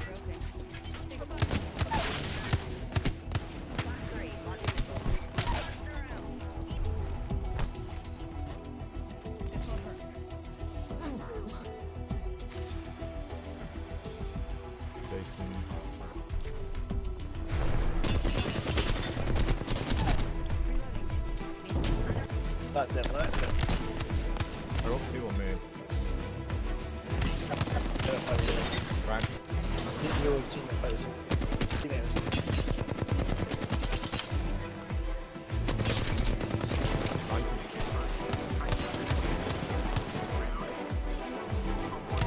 Octane. From this side.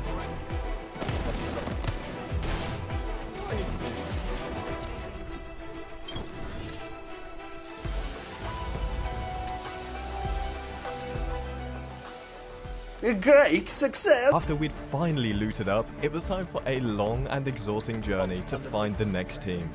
Yes, we had to go all the way to Promenade.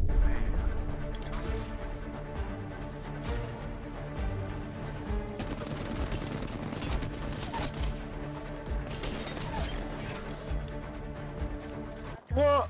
You got the res? Oh, I'm well upset. Right, I tried to stop it, but... Low-key though, this might be the biggest lie I've ever told.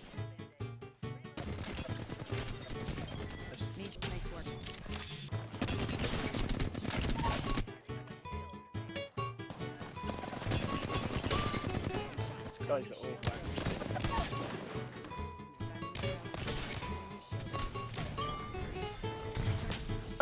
Surprisingly, I was finding that the flatline and wingman complement each other quite well. They both deal so much damage that if you hit a couple of shots with one weapon, then the other will finish whoever you're fighting pretty quickly. Which is exactly the type of weapon you need when you're about to go legend fishing. They inside here, yeah? I got... Oh, I didn't. I did. Did I get one?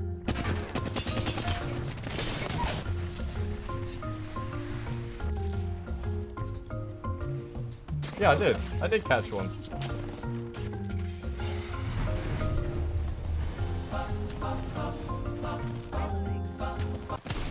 Aw, missed. Yes! Well done. One kill.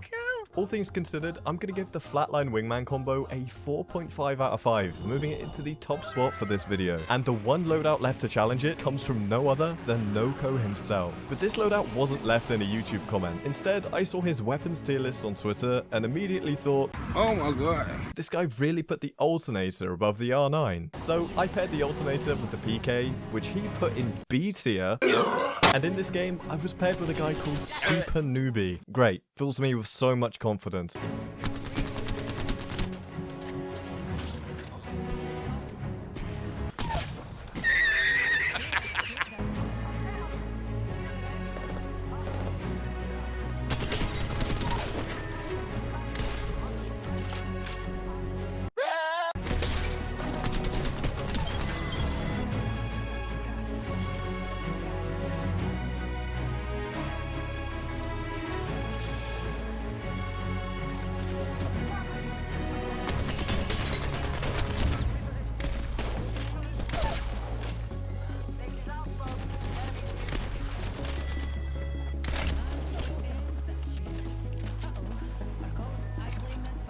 In the most predictable news of the year, Super Newbie was dead and needed reviving, but me and Pathfinder stayed together to fight the new team.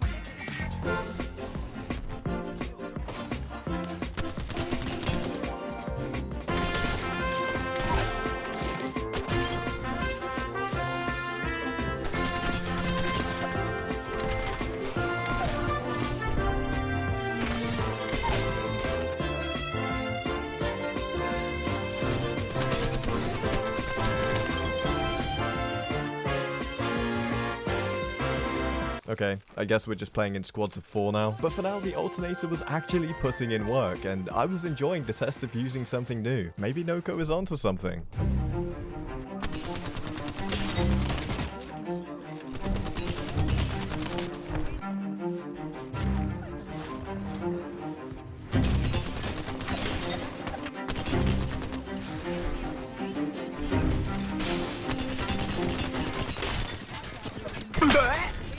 After taking the belongings of the cold, dead bodies that we were now surrounded with, I'd found a purple mag and a laser sight and slapped them onto the alternator, meaning we could now have, essentially, the best gun in the game if we're listening to Noko.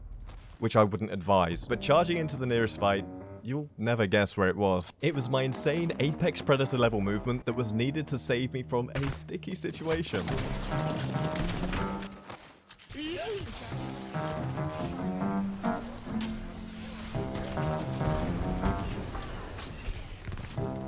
Yeah, I actually learned that one from Fade himself. God.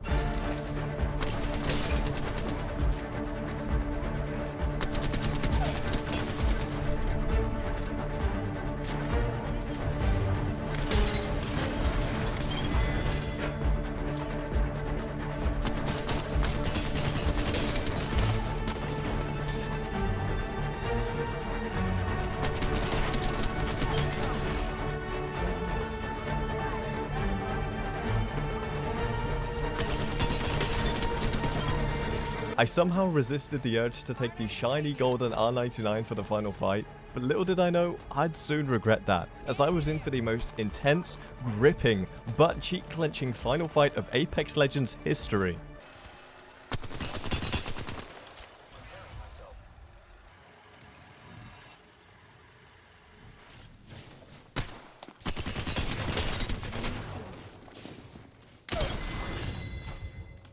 What are you doing? Overall though, I'd give Noko's alternator plus the PK loadout a 3.8 out of 5. And that leaves Noko in third with It's a Complicated Life in second and Dragon's Breath in first, winning this week's best loadout. Yeah, I do this for a living. Game 1. Okay, I'm never doing that again. Awesome LG Dude came with our first loadout of the day, asking for me to use the Flatline Vault combo. So when I found them both on the same loot map, it felt pretty good, I'm not gonna lie.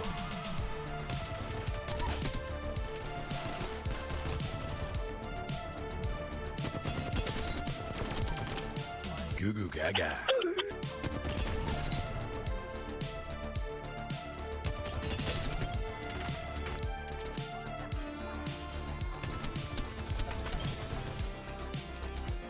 Oh, they've just space funded me, very slow.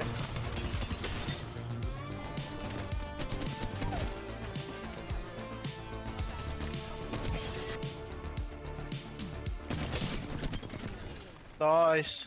I was like a rabbit getting chased by two dogs then. Right. I hate to break it to you, Jack, but no one has ever said that before. We left Barometer having turned it into a thermometer, because I was on fire. This is where I ask you to subscribe, please. But we didn't have to go too far to find our next enemies, and I was ready to bring the heat.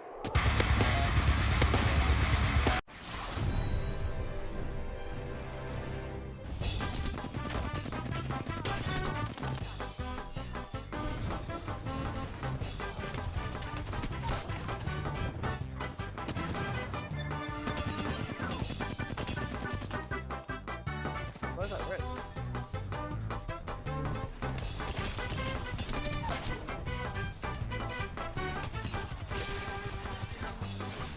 Where am I getting shot from?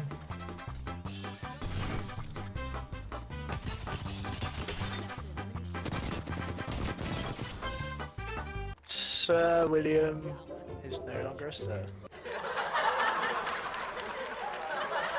11 kills and 10 enemies left meant that Awesome LG Dude wasn't lying about this being a decent loadout. And with the maths still checking out for a potential 20 bomb, I turned off my brain and chased the closest shots. Like a dog chasing rabbits, you might say.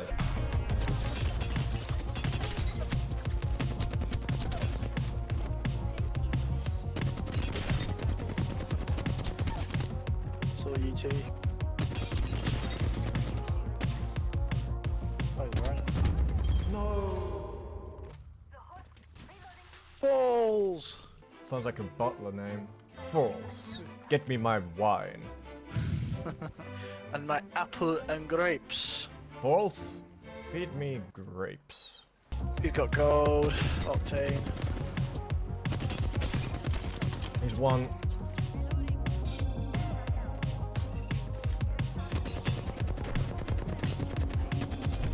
Oh, I'm good. Nice ulti. Nice ulti. Young man. Right one. No, no. Thank you, Falls. False. Res me. Res me, false. He just spread across the floor. What was the butler called off the backpack? I want to say like Jarvis or something. Jarvis. I don't. Maybe it's not Jarvis. It's definitely not Jarvis. Jarvis. I don't think it's Jarvis. What is it? It's like Master Wayne. Yes, Jarvis. What was his name? It's Ya something. It's Ya. Master Wayne, your feet look awfully sweaty, sir. Would you like a clean-up? My tongue is ready. Master Wayne, I can assure you my tongue feels like sandpaper today. Oh, it's Alfred. It's Alfred. Jarvis. I was close, bro. I was close. Jarvis. I mean, Falls. Loot that box for me. Overall, I'm going to give the Vault Flatline a 4 out of 5. It's very solid, but I feel like you could definitely do better than the Vault. For round 2, I was given the 30-30 car combo by none other than Mr. Man Boy, 23,235. Had to get the number in there to make sure we're not confusing him with any of the other 23,234 Mr. Man Boys. But as we found ourselves landing in, there was something else that was on Jack's mind. You've got a bit of dissonance where one part of your brain goes, you want it, and the other part doesn't want it. But I've sort of come to the conclusion that I don't. But when I'm drunk, I do. Like, the thought's always going to be there. It's instinctual, isn't it? You want to go get yourself some. Nice. Killed Doc Old Cheese.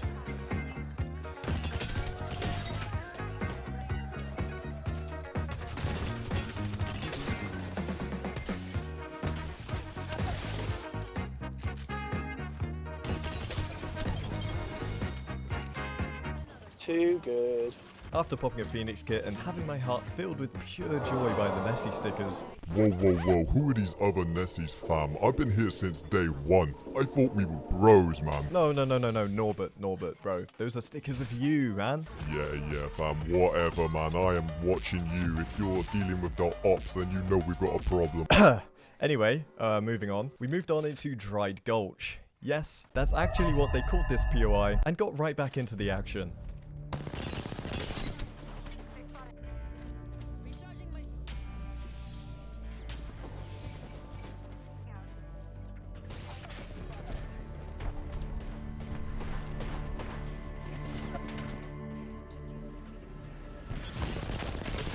Lifeline cracked.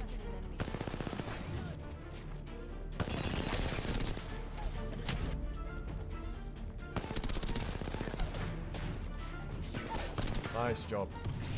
Last guy. Oh, is that a new team? Yeah, get out, Chad. The Bifront's pretty good. That gold. She's raised him again.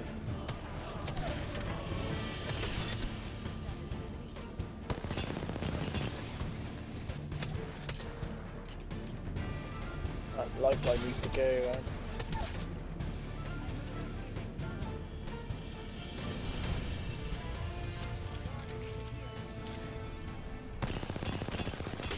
Cracked him.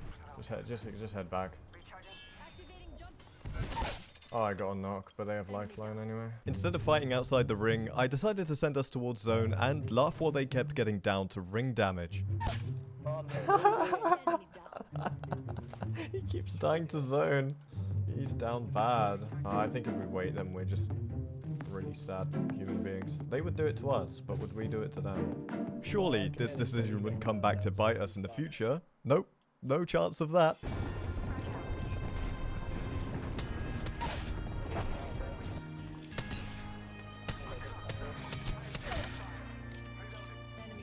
Yeehaw, boy! I meant to say cowboy, but cow didn't come out. Boy just came out. Boy!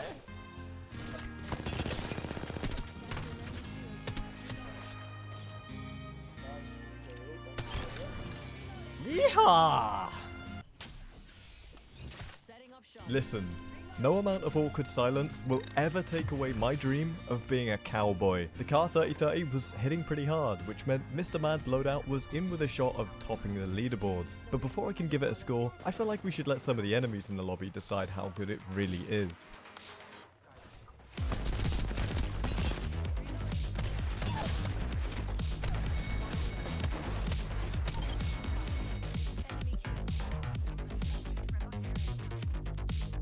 Might be on us. They're on us.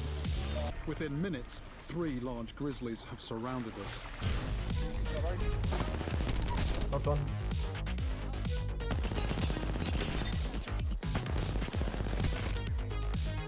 I'm crafty. Teammate. Bro. Well, I'm glad I can at least live without any regrets in my life. Surely this decision wouldn't come back to bite us in the future, and with no crafters available to bring back Jack and Houndy, I was gonna have to take on the rest of this lobby as a solo. feel that teams only managed to stay in this because of that lifeline. You alright?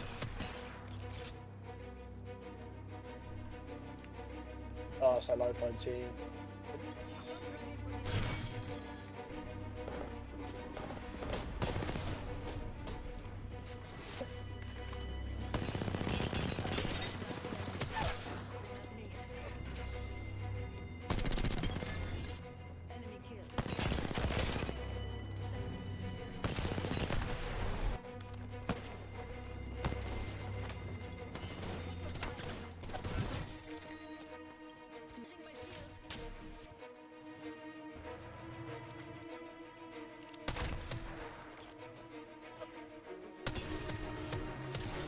I don't win this, by the way.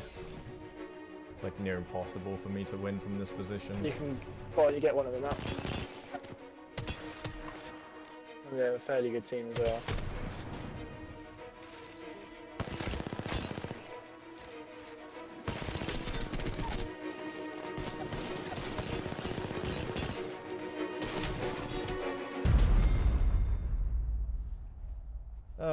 You know, it's not often I'll happily take second, but in this case, I'll take it. I'm going to give the Car 3030 a 4 out of 5 as well, making it tied with the Vault Flatline for first. The final loadout of the day was served up by Andrew Rodriguez, who set the R99 and the Prowler. But until I could find a Prowler or craft an R9, the Vault and the R3 would have to do.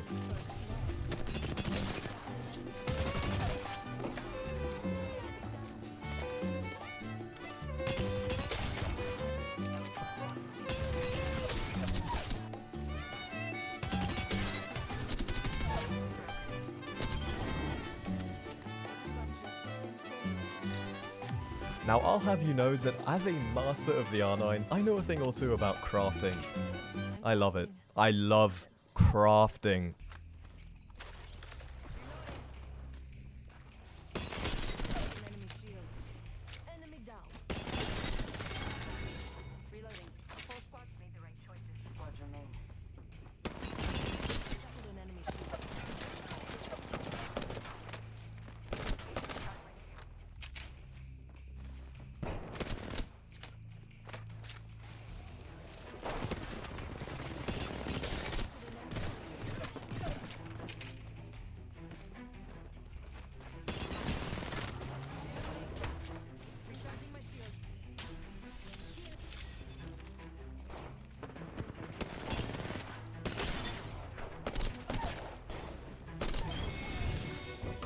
After bringing back the crispy man himself, a very, very talented team on the mountain with snipers skillfully dispatched of my Loba ult. Good job, boys. You did it. Well done. So once we pulled ourselves together, there really was only one play for us to make.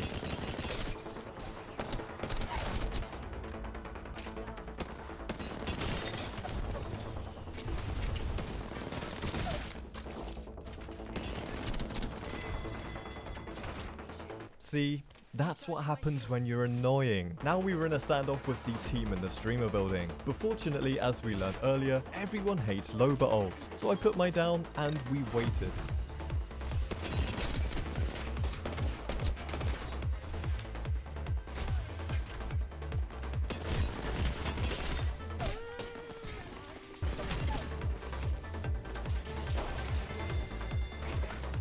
At least we won, right?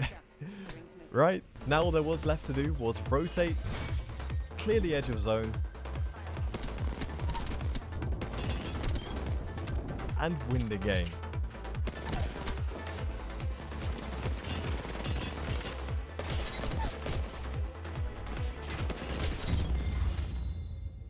This seems like a very fair and balanced loadout. I'm rating the Prowler and R9 a 4.2 out of 5. While it lacks in range, it's gonna win you like 90% of your close fights, so sometimes that's all that matters. In today's video, I'm testing your favorite loadouts in Season 18, while trying to get my first 4K on my new main, Revenant. Just kidding, Pathfinder's still better, right? And up first we have a comment from Sammy, who demanded that I use the Car Wingman combo. Alright, chill out mate, it's just a game. It's literally my only source of income. If you want to see me use your favorite loadout, then leave a comment of what I should use and get the video to 5,000 likes. Or else, don't make me tell you again what happens. You know what happens if you don't hit the like goal. I started the first game by smoking the closest bang, tickling a teammate, and sliding into them to assert dominance. Holy sh**, I nearly made a mess of that. Don't forget to subscribe, guys. Yeah, but honestly, the car wingman combo had me feeling pretty confident in myself, so I healed up, leaped into the next team, and died almost instantly. As you can tell, things were going perfectly, but after a crispy revive by Nacho, I was able to pop my ult and get right back into the fight. Rev 1, Rev. I au revoired the Watson, swallowed some helium, and pounced on the next team. They've rezzed already. No, I fell.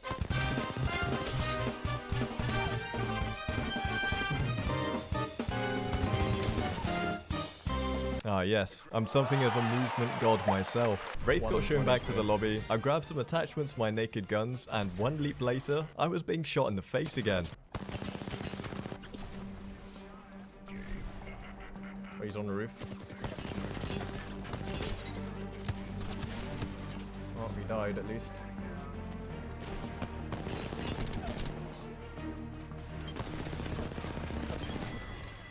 Hi, how are you? After running through some white armored jimmies chilling on the edge of zone,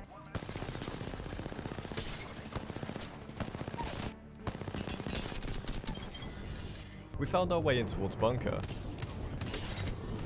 No! No! No! Yes! Yes! Yes! Yes!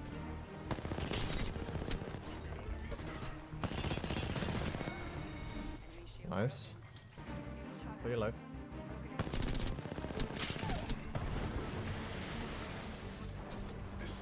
Alright, who's gonna tell him? Mirage mains, you can't keep getting away with this. And just like that, we were down to the final 2 squads. But with this little fella on the team, things weren't gonna be easy.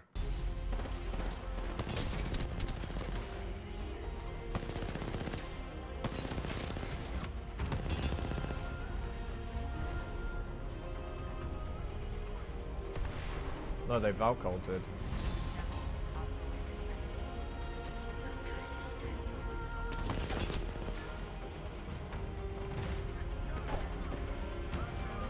Down a man, and with the team inside having a Kraber, it was gonna take perfect coordination for us to take this win. Climbed up on it. Logged one. Cracked Maggie. Yeah, he wants it. Climbed on us. Coming back. Climbing on us. Nice, popping back. You can't keep getting away with this.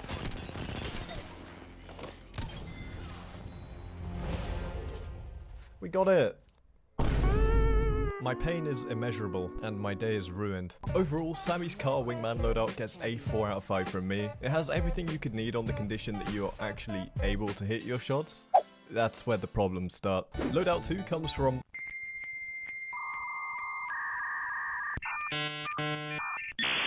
who suggests the R3 and the PK? A loadout I've definitely tested before, but with this season's buffs, I figured it was worth a revisit. Especially when I came across this very non-suspicious looking door. Nah, looks fine to me.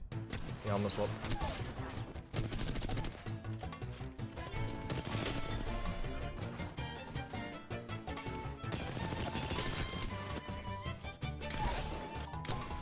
With a few early kills in the bag, the perfect loadout, according to... and my random teammate Webb, who happened to be a subscriber, shout out Webb, hashtag be like Webb, I bounced my way over into gardens. Beacon anyway.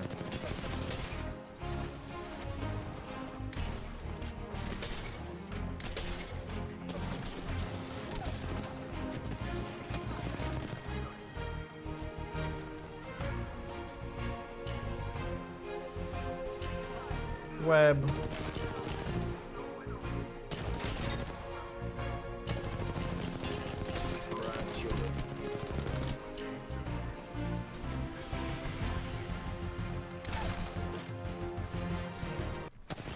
Oh my... Right, okay, I'm sorry, but with a name like...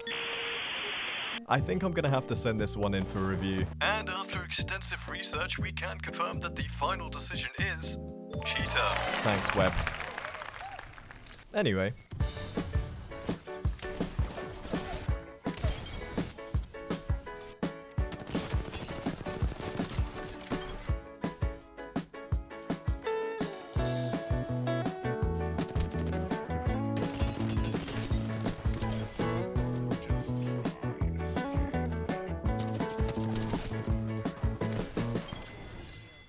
See, that really wasn't as exciting as the music would suggest. But what was exciting was the fact that we were now in the top 5 and we were on track to third-party Big Daddy. I'm not being sussy, guys. That literally is his name.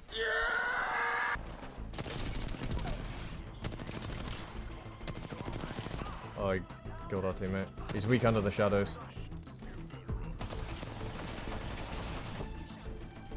I had to leap back. Even though we had the third-party advantage, they had a Kraber and we had to pull back. And after Octane was knocked and I ran out of ammo, things were looking pretty bad. The only choice I had now was to take the bow check and wait for an opening. Oh. Certainly flesh on her, knocked her. Cracked Octane, I'm going in. He's so weak.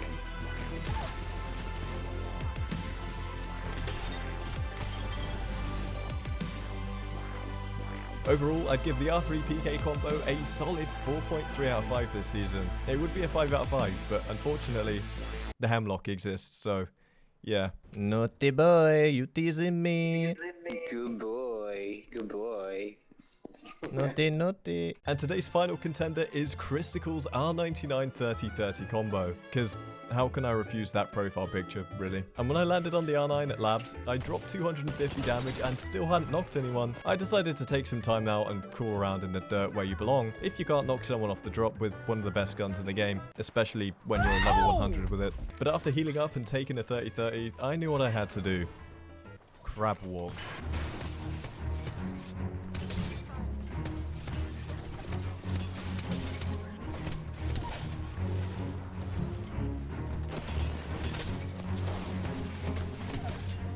I do.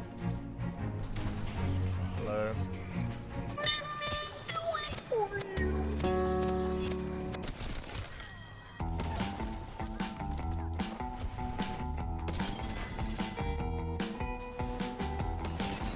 The full team, I've absolutely obliterated that guy. The other guy. Guys, I think Lifeline might be out of ammo. We looted up and made our way through Labs where there was a team waiting for us on the other side, but after giving them a taste of my dirty 30, they wanted absolutely nothing to do with me. So we ended up flying out and fighting this random clueless fuse instead.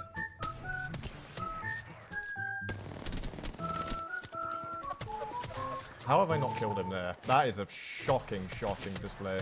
Yeah, in fairness, I probably don't have the right to call anyone clueless after that.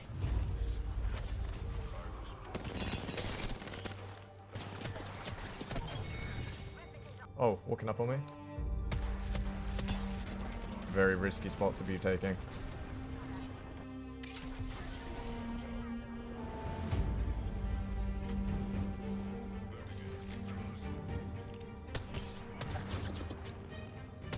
There's two different teams.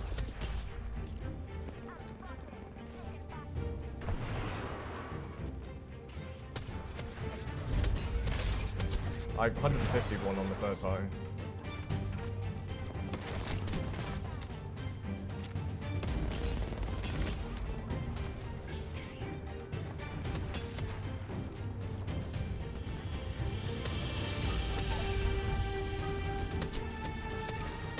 Could farm a 4K here. My mind was set on squeezing out the last 600 damage I needed from the final 2 enemies in the last squad. And after taking the bow check for the second time in this video, surely I'll have time to be able to come through and secure my first Revenant 4K.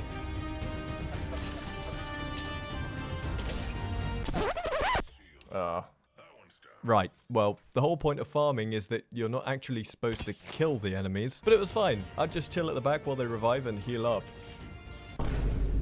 Oh no. Rasanka.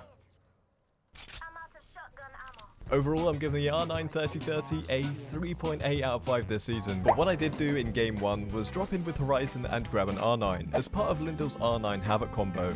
Yeah, the Havoc. Great. Oh yes, I love the Havoc. Leave your favorite combos in the comments for me to try in the next episode, which I'll post if this video gets 5 likes and Jack survives the first fight. Unlucky, lads. I'm on for the 20 bomb. Let's go. The hunt for a Havoc began with me dropping energy ammo, picking it back up again, and running blindly towards the closest fight, where I found a Revenant sat on a door. Definitely didn't struggle to destroy some skulls flying at me. No, stopped Gibby's Great Escape, and caught Catalyst trying to res. But still, no Havoc. That was until... Aha! Discarded like an old... saggy... Yeah, I don't know what I was talking about either. Probably best we all forget about this. Sorry.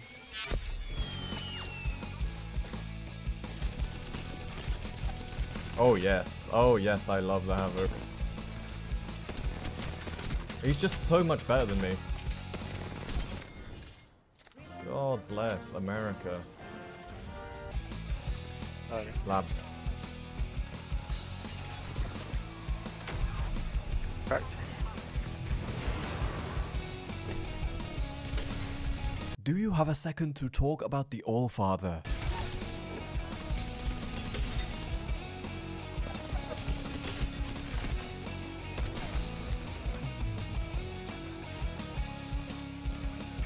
Very good, very nice.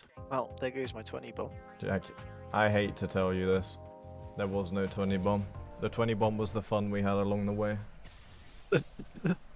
So I'd successfully made one of my best friends cry, and I almost felt bad, until I realized that I don't care. Now you might be asking, Ashton, why don't you care? You're a bad friend. Guys, he literally makes jokes like this every game. I hope we wipe clean, because zone closes in 45. What? You don't normally wipe?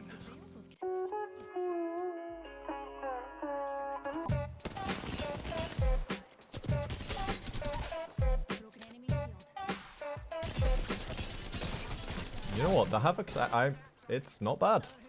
It's not bad. Now if you ask me, that's a pretty clean wipe. We made our way back towards zone and our random Ash hurt my brain by running the complete wrong direction. Ash, where are you going? Ash, please. Why are you going this way? Like, really. I think she looted all of my brain cells while she was up there. Yeah, we may need to use that. You're speaking a bit of trifle there, mate. I don't think anyone in their life has said you're speaking trifle before, but you've just said it. But sir, what's all this trifle you're speaking?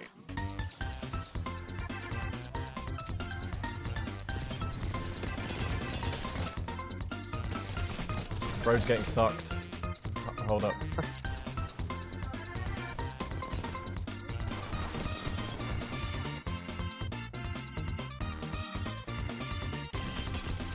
Full 666. Nearly 100 on. There's 2 on that car. 198 flesh on one. Cortic gonna swing. Can you cover the Cortic? Yeah.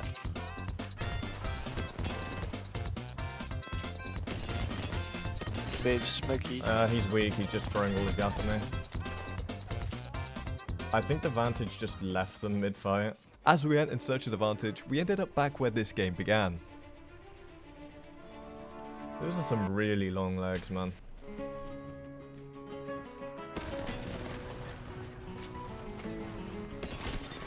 You're crazy, Bangalore. You're actually crazy.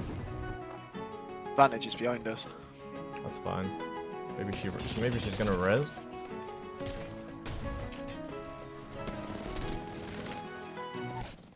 That's so sad.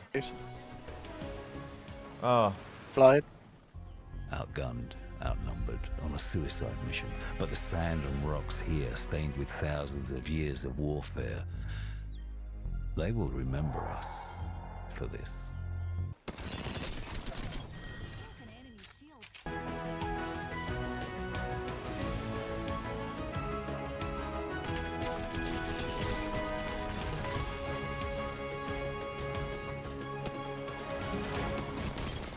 Oh, you flew at each other. That was cool. Overall, the Havoc R9 loadout gets a 3.7 out of 5 for me, as the Havoc really doesn't give you much range and is a bit annoying with the spin up, to be honest. Let's talk about my toes, please, good sir. There's my sensitive areas. Nathaniel commented that the R31 and the Devotion is typically my go-to, but the Volt... I'm just gonna stop you right there, Nathaniel. The R3 and Devo is your go-to. Are you okay? On the off chance that this comment wasn't bait, I had to drop it in and try it out for myself. Yippee. What a treat this will be. But until I could get my hands on a Devo, which is really low spawn rate for some reason, I had to make do with... Tasty. 135 on one. Good shot.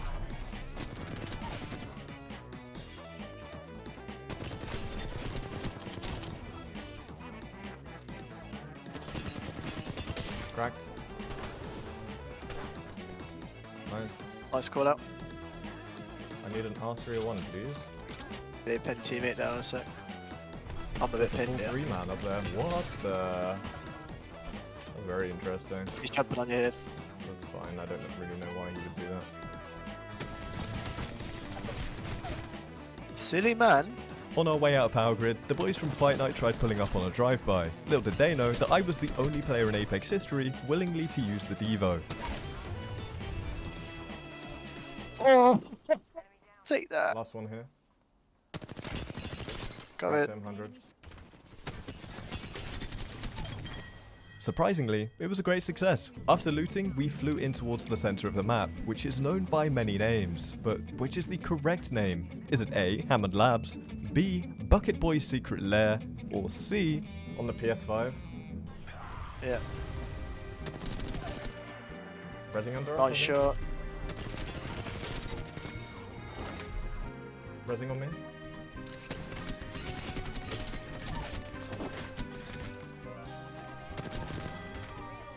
Nice. A few clean wipes and just in time for my new segment, Life Advice with Ashton. I have some syringes on me, on the house. No thank you. I don't take syringes from strangers. It would be very bad if I did. And that's all for this week's Life Advice with Ashton. Don't take needles from strangers. Down to the last 3 squads, we had the task of holding the team from Turbine. And with Jack calling in the Bone Brigade for support... Sorry, I got my boys to get him. Look at him go. There was a good chance of making this another high kill game. I got her. I think. No, you didn't get him either. You did now. Oh, they res. 82. Bro. My valuable, precious kills. No. I can't believe I've been taxed all of those kills. My disappointment is unimaginable. But there was no time for violins, as we had our backs to zone, and our path in was blocked by the final team rotating just ahead of us. 13, push. Team. One blue, crack. Teammate got him. They're yeeting the skulls at us. Right, okay. I'm being taxed. Fine. Aha! Haha! Doesn't feel good, does it? Doesn't feel good, does it? Apologize. He's speaking to him right now. Talk to you. And with that, the R31 Devotion combo is getting a 2 out of 5, because this loadout is absolutely cursed, and I cannot get over it, okay? It's not normal. Going into our final game, we have the Alternator Hemlock combo suggested by AJ Plays Cello, which I managed to get my hands on just after wiping the first team that landed with us in Phase Driver. But as I made my way in towards Bonsai Plaza, I couldn't help but wonder, why would you ever choose this loadout instead of the Nemesis R9 combo? Like, surely this loadout is worse in every way.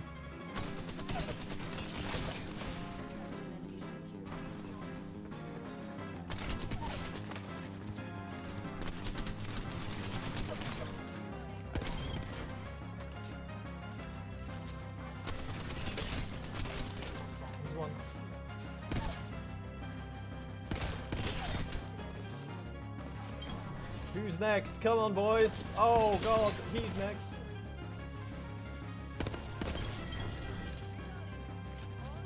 Okay, so, it might actually be okay. Some careful driving, hemlock tickling, and grappling pathfinders later, I was nearly ratted on by an old friend.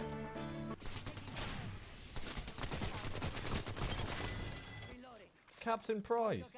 Oh no, no, no, no, no! So! No, no, no! So! Don't worry, Price. You're not the only one crying over the thought of soap. Caustic mains feel your pain every single day. And all this talk of cleaning led us to our next cleanup job down in Hammond.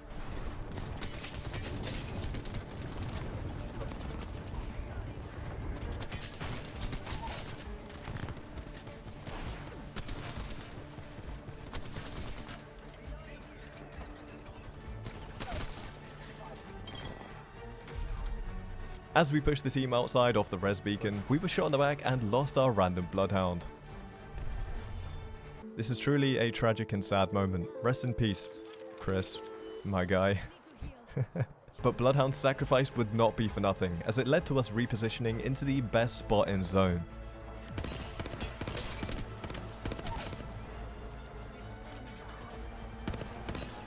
Resing, I think. Nice, nice, she died. They wipe.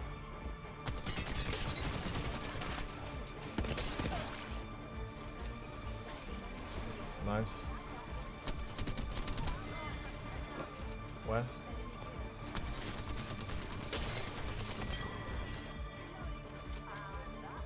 Newcastle team, last team. The last team was full 3-up and had a Newcastle, meaning any knock we got was likely to get insta-rezzed. The only chance we had of clutching this was if they had a legend who was likely to make a really stupid, weird attempt to swing all the way around on their own.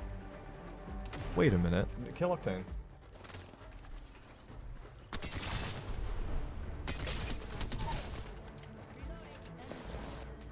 They're close.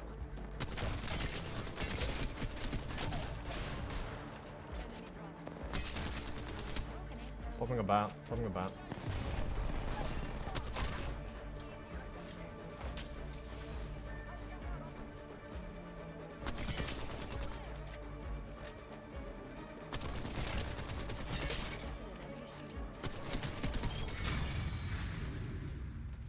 I'm rating the Hemlock Alternator a solid 4.1 out of 5 this season.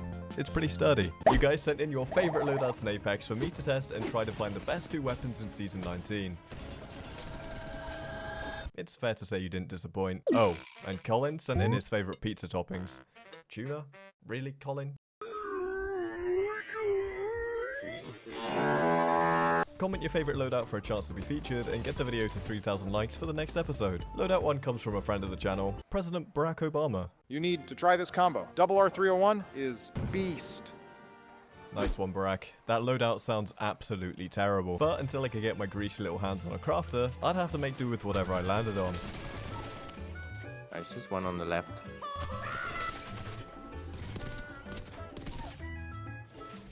Yo, these guys need to stop messing with that door.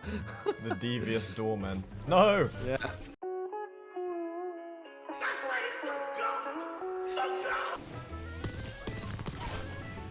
Wait, what? Who is the owner of this team? The owner. Okay. Eyes on the prize, eyes on the R301.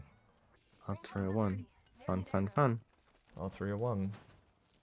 Yeah, I don't know. Fun. Yeah, you did it better. Sorry. Okay, while you fight them and die, I'll craft.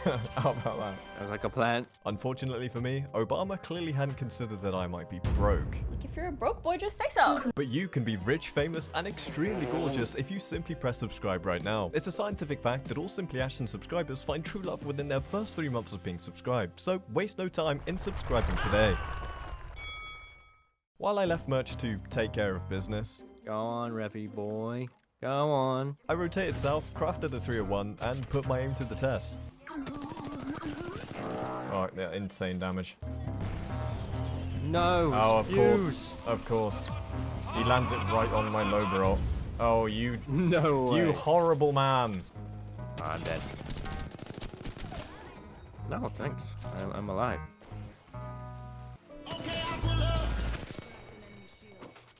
Great success. With Fuse's loot, I dripped out my glizzies and was ready to cook. When will someone stop me writing my own scripts?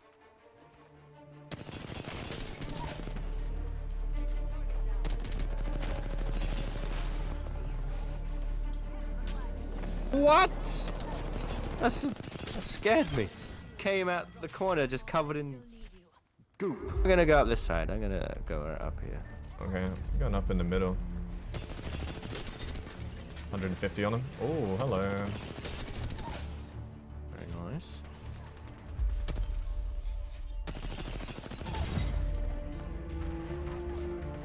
Yeah. You horrible man. Die. Everyone comes in. I'm healing. Crack Revenant. I knocked a doobie.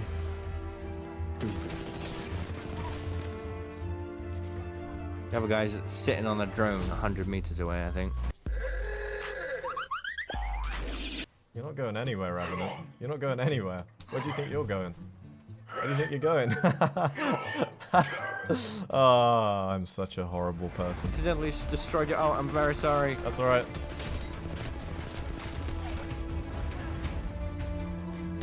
No lifelining for you. No lifelining for you. Disturbed lemonade. Obama's double 301 loadout was holding up pretty well, but it was going to have to produce some real magic to take care of our next opponents. It's the crypto again. And he just went Houdini.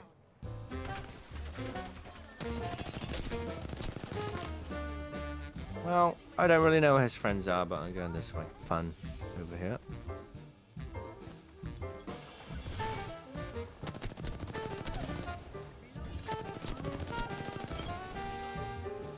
Oh, another team coming in too from the Prowler Den. There he is! That was Houdini, yeah. Oh. Later that same evening.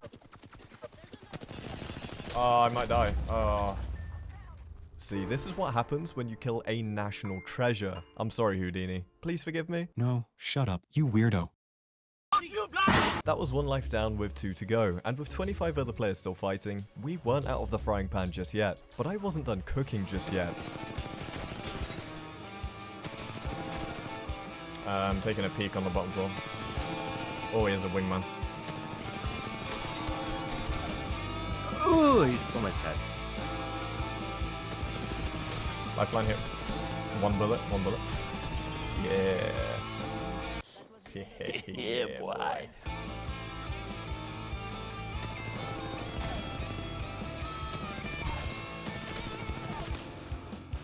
Stop doing the resurrection thing. They're behind the care package, an entire team.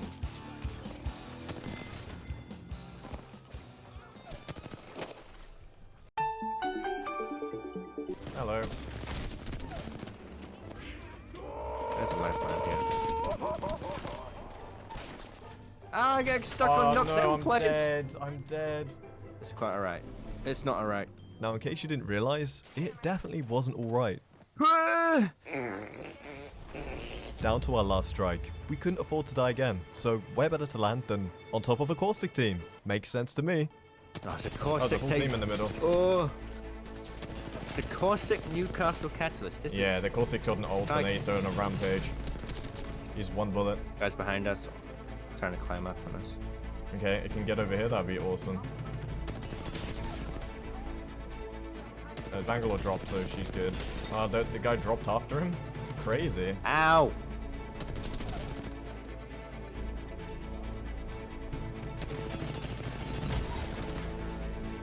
On me? Nice. Yeah. Oh, 162 on the horizon. I'm dropping to heal. Oh, no, that's good. The horizon's really weak. Yeah, I don't know where she went. Oh, here. Nice. It was up to me and Merch to win this game by ourselves, but if we were going to do that, we'd need to take this rooftop. Oh, they landed up there.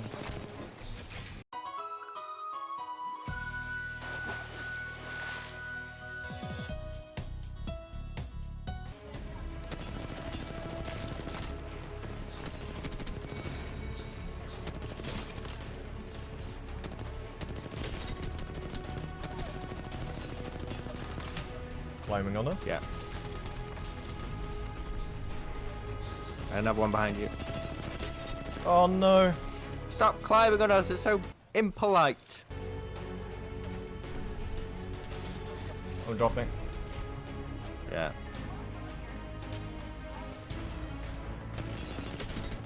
I knocked one up top. Cracked another one. Drop down. Oh, he got me. No. No. Oh my god, amazing. Ah, I'm dead. I cracked the lifeline. Oh, where are you? No. Good effort. Good effort. After the 25 kill, 8k damage game. Excuse me. 8,000 damage. I'm rating this Obama 301 loadout a 3.7 out of 5. Sorry, Barack. When Peter suggested the R9 Eva combo for game 2, I landed on the exact loadout I needed, and we ran down a 3-stack shooting a flyer. I don't know what they're doing. I think he's shooting a flyer. Oh! Hey, boys.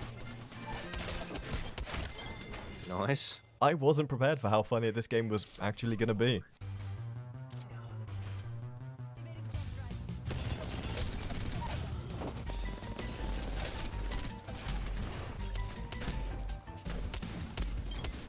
Fuse made it. He made it. Look at him go. Oh no, I'm dead. Oh wow. What the? Hello, I'm dead. Oh, what? There's 2 teams inside here. That's crazy. That's a lifeline. Ah! Who are you? I am Jose Mourinho. No! Barry Good Gaming. I got killed by a volatile ape. This cannot run. I refuse.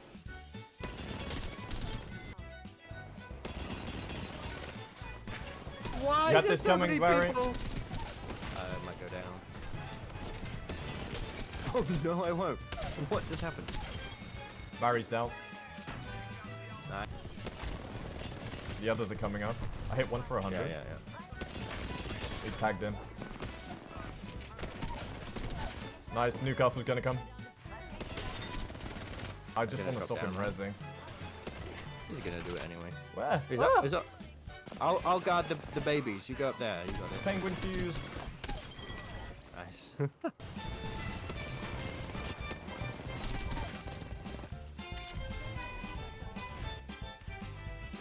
I think I'm gonna die to the ring. No. Oh no. Don't worry about me. No, I'm worrying. No, I'm worrying. No. I have got knockdown. So run to the ring. They're gonna die. You gotta get to the ring. Oh wait, it is. I didn't realize it was such a late ring. I'm giving the R9 Eva a 4 out of 5. In our third game, Mudge personally suggested the Vault triple take loadout. I think a good loadout is the triple take Vault.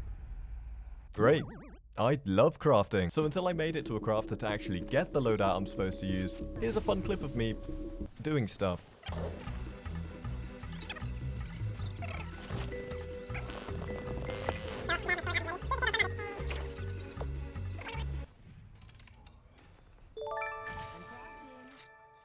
Wasn't that fun? I just thought it was terrible. We made our way into the center of the map and shot some more people.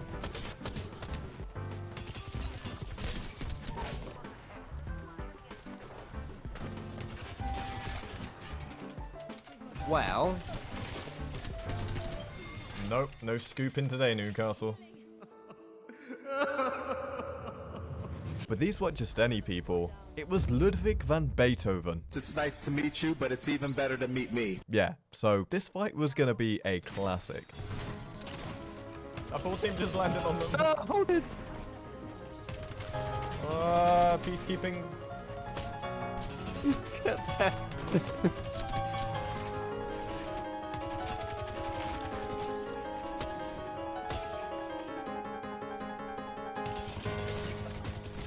What are you doing down here, robot? Another team on us. Beethoven again, I bet.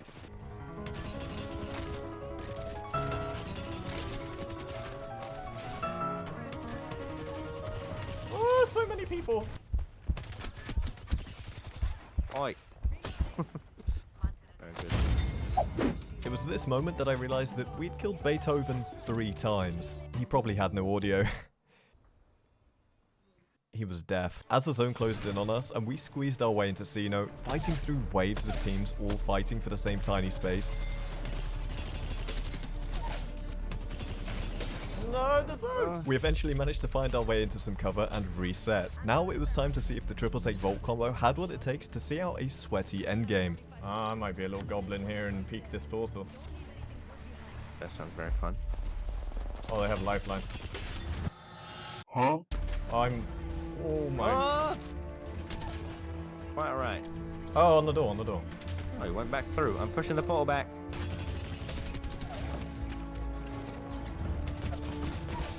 Alright. The zone. Ow, that's painful. Yeah, I'll be there.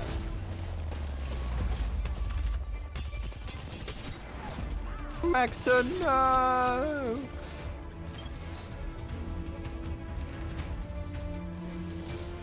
Oh, they're all behind those walls. One drill will do everything you need. Oh, a couple of outstands now. There we go. There it is. There it is. I've toasted them as well. Oh, hitting them all. Stop. Hiding behind rampart walls. Oh no. Rampart's won. Oh no, no, no. We got a tower there. I believe. You got it. Like, oh, what a game, what a game. I'm giving the Vault Triple Take a 4.2 out of 5. Honestly, if either of these guns were a different ammo type, I'd probably put it up there with one of the best combos I've ever used. If only there was a better SMG with a different ammo type. If you don't use it, I'll hack your account. Today, I'll be testing this comment as well as your favorite loadouts on my road to finding the best weapons in Apex Legends. And we're kicking things off with Flatline Longbow. Rosanna says Flatline and Longbow is my fave combo, or anything with a longbow. Why was that so hard to read? Mangoes Can Fly said Legend says if you use the Flatline and Longbow, you will become the most majestic man. And Kitsune commented, I just love the Longbow Flatline combo because I generally like to play Vantage. Okay, I think I'll stop reading there. But early in game 1, dropping my R9 was never going to be easy. So before letting her go, I let her give the enemies a goodbye kiss.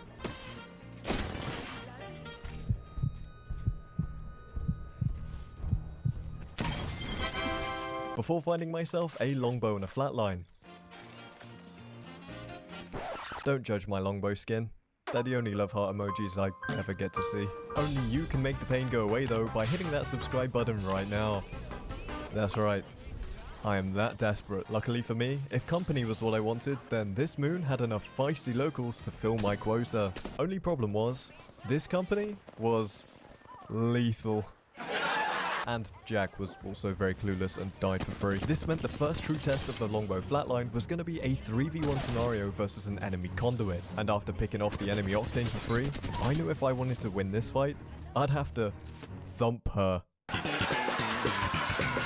I'm so sorry.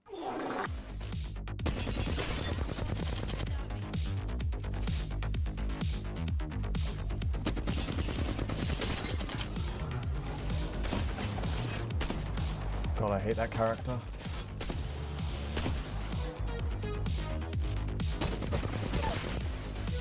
Nice.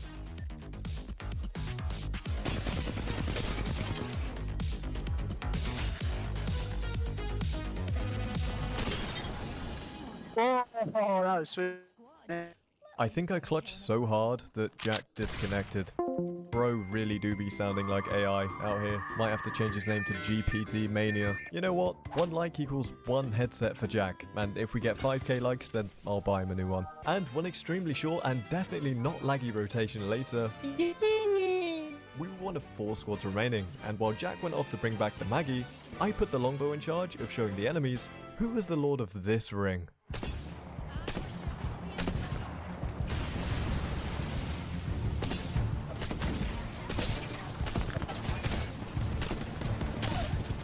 I managed to knock one. You shall not! Oh, it's a Mirage, my god. Oh, that's not a Mirage. Push up, push up, push up. 110. 87. 55 flesh. Okay. Popping a bat. Watch out for the other team. And I got Wi-Fi in this. okay, but hold my hand, hold my hand. Yeah, I was definitely pretending to know what you were saying there, but with 1 squad left, I couldn't risk little Jackie boy going off and dying to anything silly. Bless him. Yeah, Horizon and Mirage. No, KFKK, you're 2v1, you're 2v1. So unfathomably clueless. They're killing. Oh no, that's not good. Oh no, I'm popping a bat. Nice Q. 60 red on.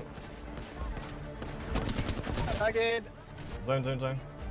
It might just be him. This Wi-Fi's gonna kill me. Ew,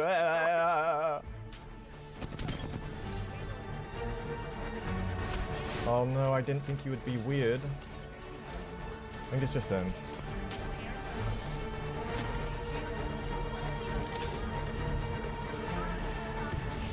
Hello.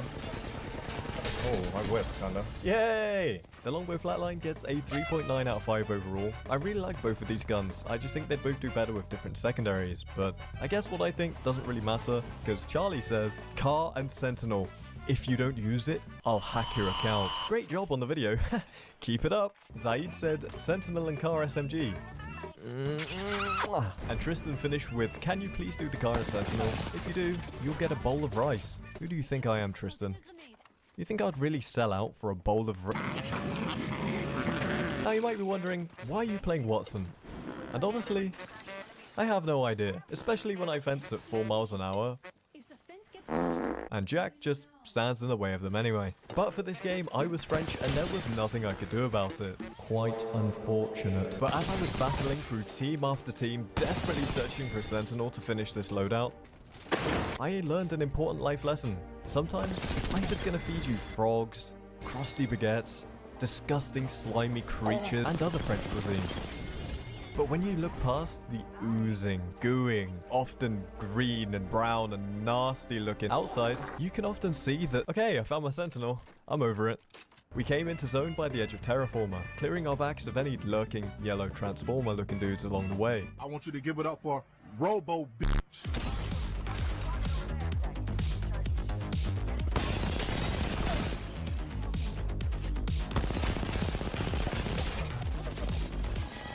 Before realizing that that put us in the top 3, and since I hadn't yet charged my Sentinel, now was the perfect time to see what it could do. Oh my, hello.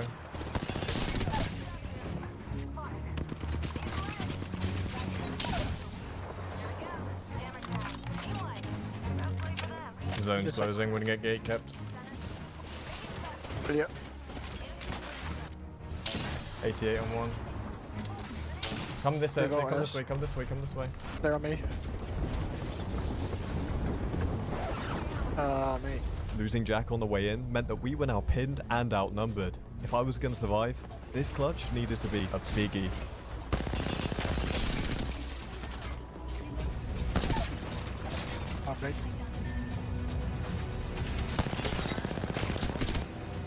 No! He's playing his ult as cover, that's smart.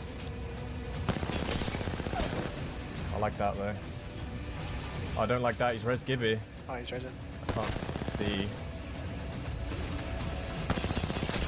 He's pushing to me. It's just Gibby left. Wow, played there. Yay! To be fair, the Car Sentinel actually did much better than I expected, and I'm gonna go ahead and give it a 4.1 out of 5. And for Loadout 3, Bim Bob Joeman 54, that's a real username, said the PK L-Star is absolutely OP, while Pengui said the L-Star PK have a great balance of close to mid-range and are super fun. Ferdy also says that it turns you into a mid-range, mid-player. It turns you into a mid-player, guys. What are you aiming at? What are you aiming at? You're a poopy head.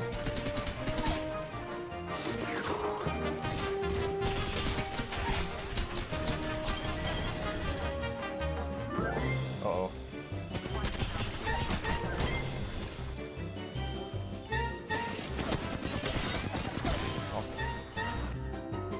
Stop using aim assist. They got him up.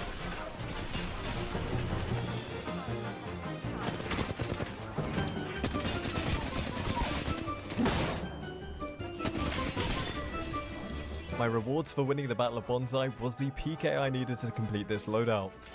Topped off with Disruptors because VK definitely definitely needs disruptors. And just around the corner in that place where you can summon the shiny balls to rain down on you, it was time to see if Bim Bob Joe Man 54 was a fraud. You're not an intellectual. You're a fake and a fraud.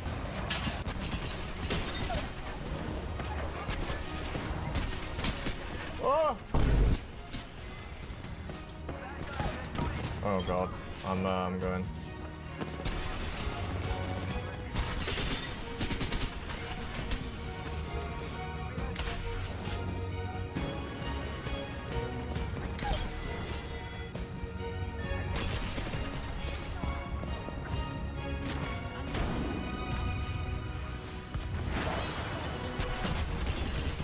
In my key, in my ult, maybe 90 flash on one.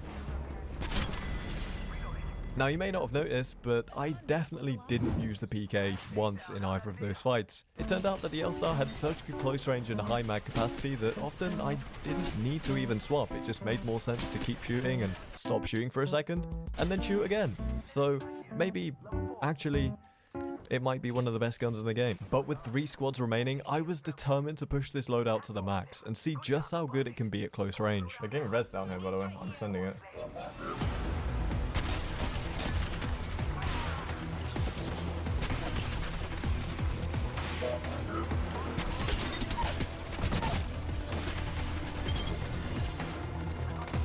Last team.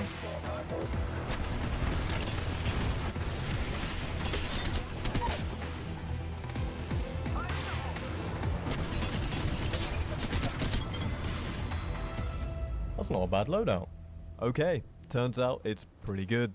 I'd rate the L-Star a 4.5 out of 5 right now, but I feel like there's no point rating this loadout as a whole because I didn't use the PK once. Hey, you! Do you enjoy gameplay with lots of kills, tons of damage, crispy Kraber shots, and loadouts from people who clearly need to be locked away?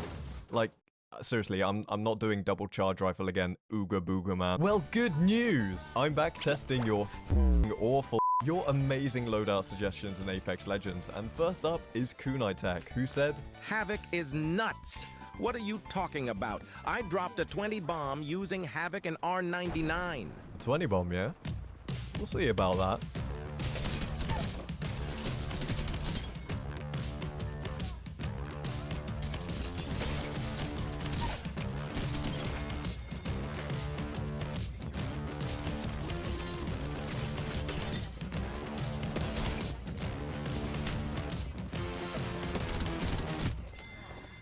Okay, I'm just gonna say it.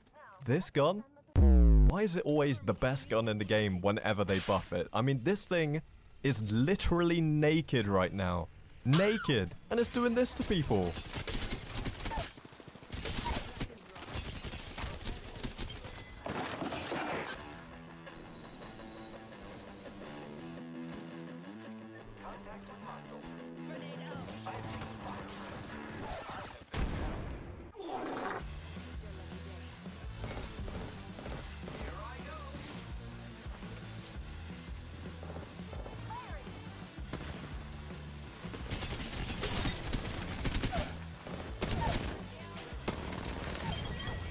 I genuinely don't think I've used a loadout that feels this powerful in Apex for a long time. Like, I was running around in this purple Loba skin, feeling like a sexy Thanos.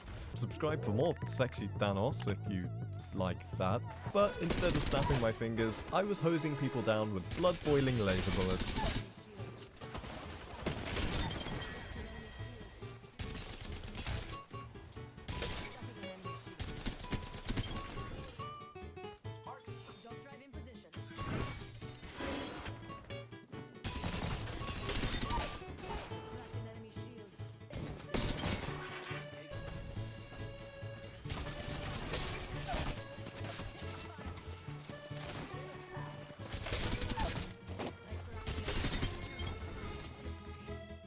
Now, aside from wondering if the Havoc goes or you can let me know in the comments which of those is true, I was also wondering if Kunai Tech's 20 bomb claim was actually coming true for me.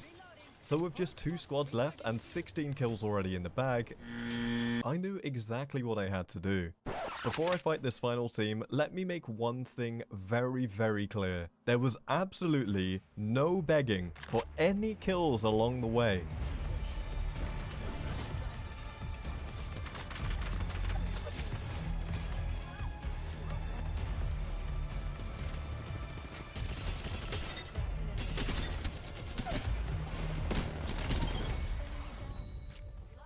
I'm giving the Havoc R9 in Season 20 a near-perfect 4.8 out of 5, just because I feel like there are better options than the R9 as a secondary. For our second loadout of the day, Nexus Cat said, Ashton, if you do L star plus RE45 hammers, you will become Chad.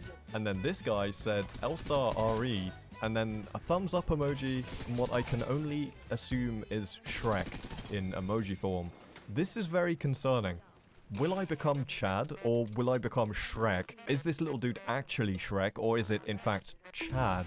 And most importantly, will I become him? All of these thoughts were bouncing around my massive skull as I wiped the first few squads, but my random Bangalore had something else on his mind. This could have meant many things, but I figured he meant Kendrick's album. Good album. You got mail. He didn't reply. This really upset me. So I ran off and shot some people. Apparently one knock is enough to earn you the title of one-man army now. Thanks. Are we friends again now? Then I must have been shot by an actual ghost, because I don't know about you guys, but I can't see anyone over there. Can you? No. So I backed up the hill, knocked this dumb robot on the roof, and went in for the kill.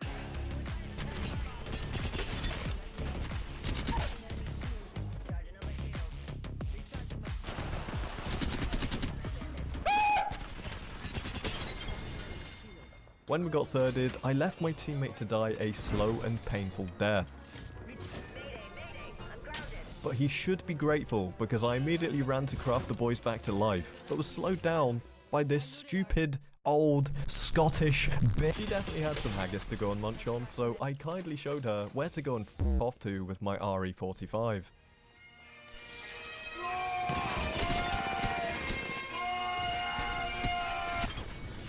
And that's why crumpets will always be superior to haggis. After a quick reset, I shot a bunch of people and definitely didn't get put on my ass by chasing a lifeline through a portal.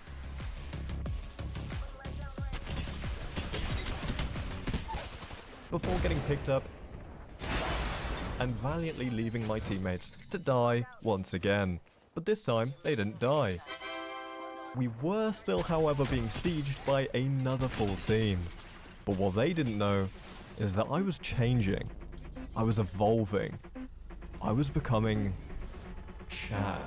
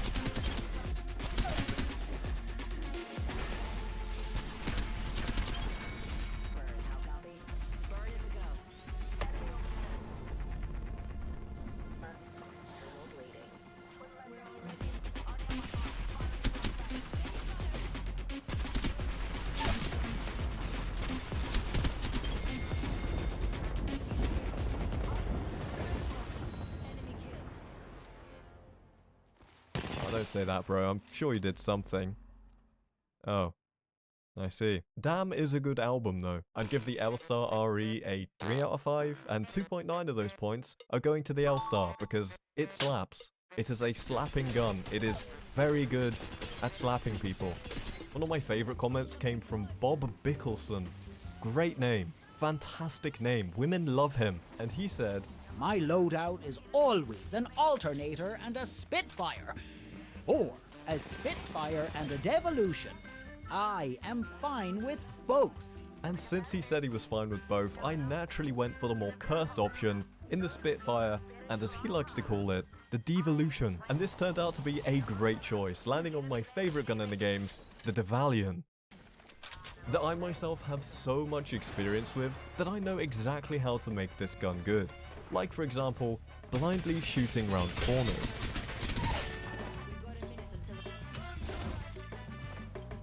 I guess the RE wasn't a fan of my rating for the last loadout because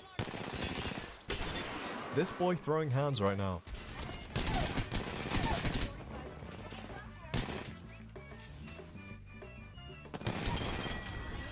But this wasn't the RE's game. This was the Spitfire's game, and oh boy, was he ready to spit on people.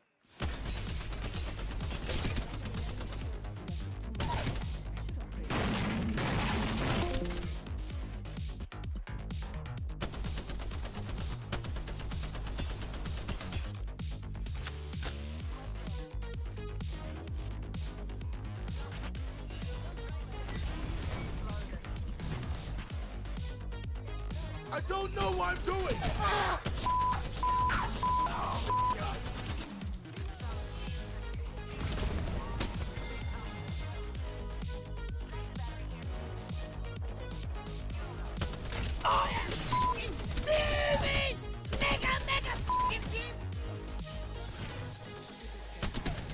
It was around this moment that I realized I hadn't really used the Decepticon much this game, so I tried.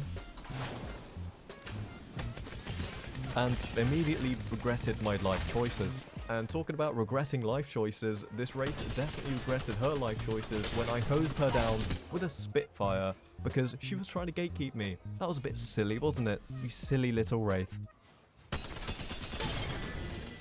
I need to be honest though, there's a reason I didn't use the devious solution much this game. It's because wherever I use the Devo, it always just magically changes into a Kraber, and I hit filthy shots with it.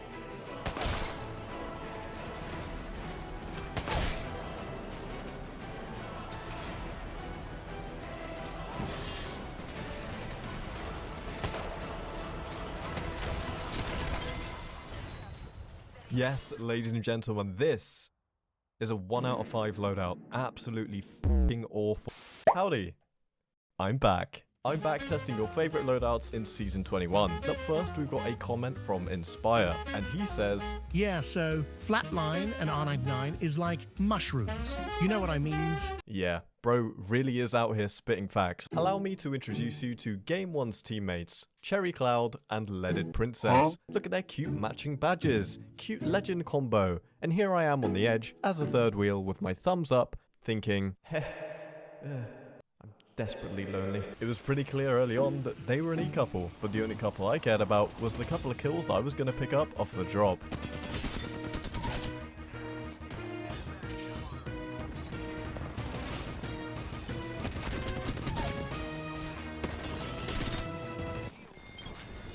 Guess that's why they call me a pickup artist.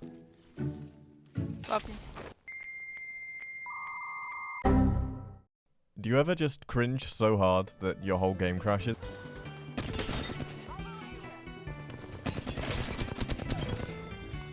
You wanna suck my toes?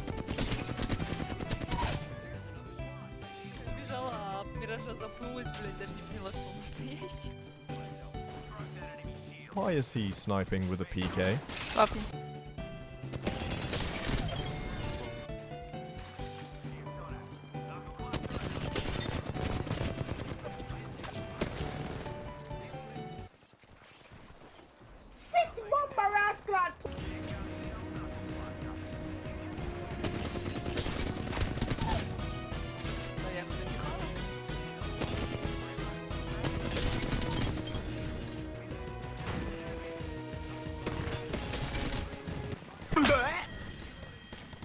Honestly, it wasn't a bad start to the game. The Flatline was doing most of the heavy lifting, but the R9 was still definitely having its moments.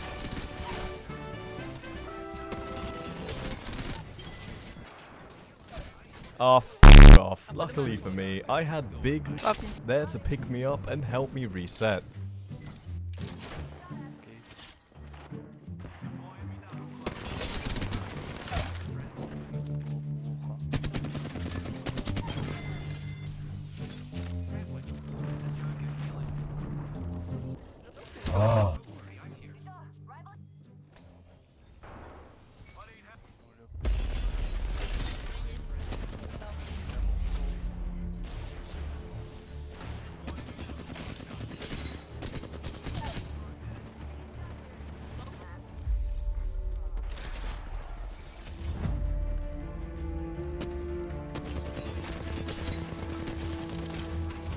Yeah, I'll be honest, I definitely choked that one. But for some reason, I wasn't thirsted, and once again, manhandled back up to my feet by... I'm pretty sure I wasn't the one who wanted to be on their knees right now.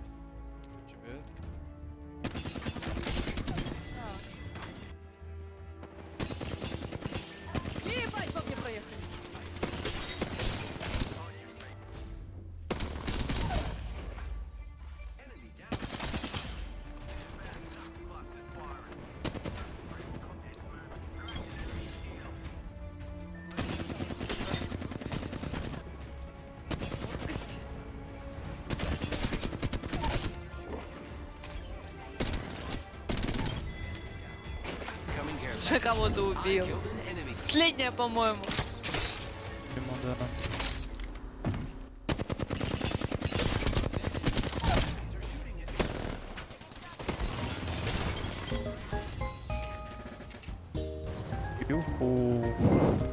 Мне кажется, мы нашему чисто мешались. 17 kills and 4.7k damage for Inspire's Mushroom loadout, and I was pleasantly surprised by how good it actually was. The R9 outperformed my expectations.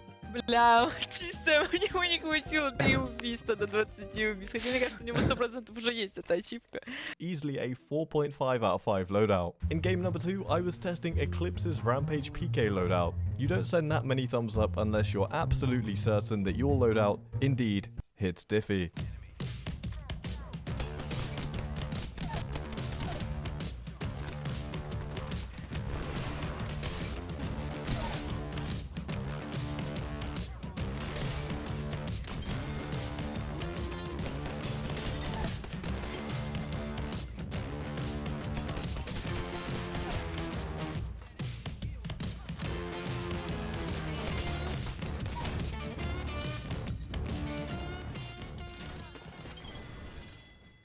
A little later on, I remembered the Rampage's special ability of gobbling glizzies, so I stuffed one in its greasy gullet and gunned down the gangs of gargling gooners in front of me. That took like 5 takes.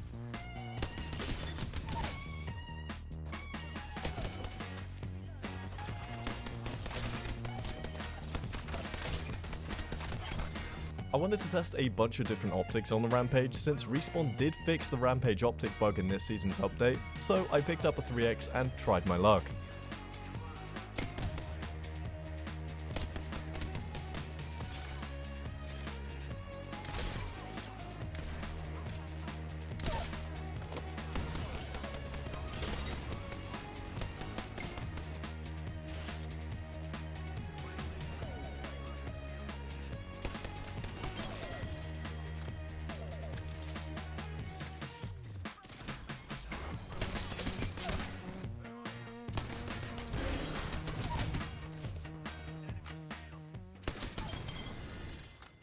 To be honest, I was going to make a joke about this, but the Rampage 3x is actually not that bad. I decided to end the game with a 2x just to see how it felt on the Rampage.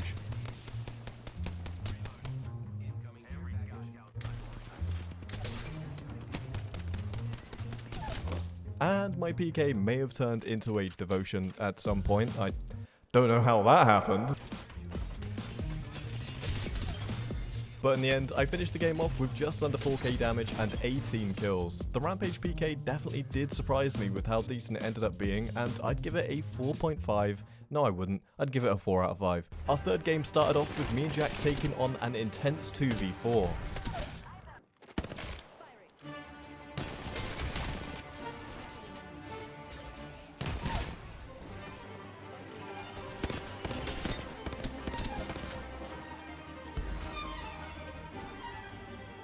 You should smile.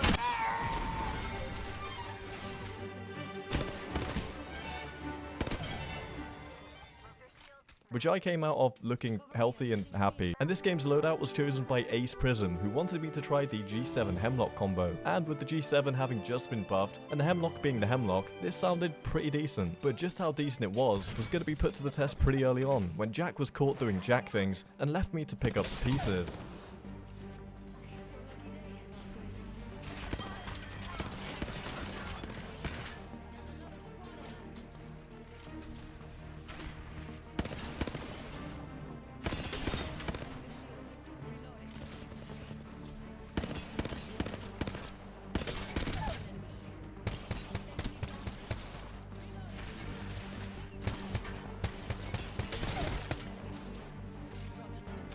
Bro, are you serious? Why do you think I play Rev? To be fair, this was his first game in a month, so I'll let him off for that one. Besides, with how easily this loadout was shredding the lobby, I surely wouldn't need his help anyway.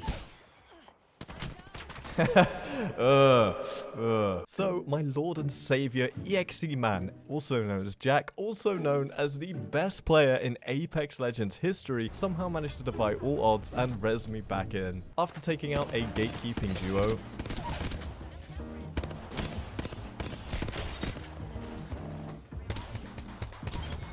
I got my stuff together and entered a new phase of the game. The pain game. See, little did I know, but the team holding us on the height were not actually good. They were very, very, very bad. But not only were they incredibly bad, they were also just the most annoying. And even though they were a full 3-man, even though they had the high ground, even though they fully killed Jack at one point, they were so afraid of me that they did nothing. So I took this opportunity to put the scout through its paces. Eventually though, the ring pulled away from us and we had to make our move into the zone. Which apparently they had no issue with us doing, until, out of nowhere, this happened.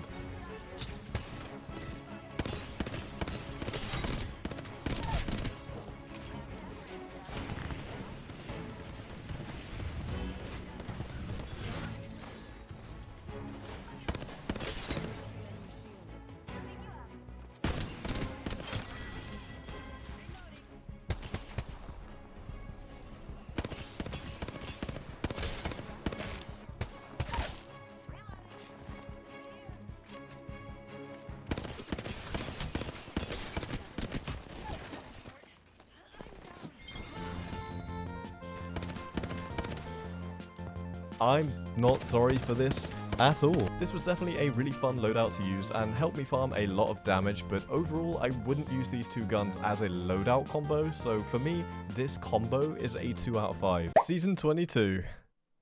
Yay. I'm back again, and here's how we do things around here. You leave your favorite loadouts in the comments, and I test your favorite loadouts in the video. First up is Levent Master, who said Spitfire plus Eva 8 is their favorite loadout, and it gets the dub every time. Yeah, we'll see about that. Disclaimer, this video has facecam, and to answer the question I'm always asked on Twitch, I'm 24. And yes, I know I look like Where's Wally. You can follow me there if you want to catch the next live recording. Before I could even get to the fun part of testing today's loadouts, first I have to actually find the guns I need. Okay, Mostro, what were we saying? Level 38, ballistic. It's a good start. It's a good start.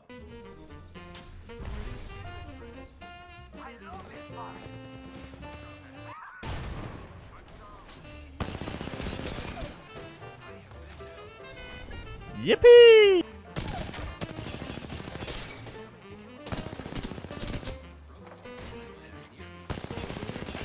We're okay. 3 people in a room in a corner. Meanwhile, Ballistic's out here pinging the floor. He's pinging the floor. Boring. Boring.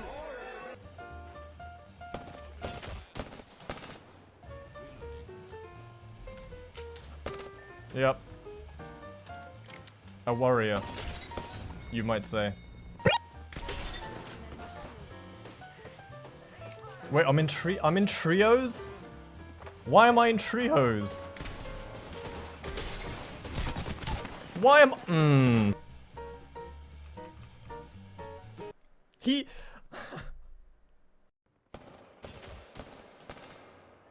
think I'm gonna have to decline that one, Mostro. Oh. Now we're talking. This is the teammates I'm here for. Ooh, Kenneth. I can feel the wind sailing through my hair. Level 60. I'm gonna keep it real with you, Kenneth. I'm looking for a Spitfire and an Eva 8. And if you can provide that to me, I will give you bountiful gifts. I got you. I got you.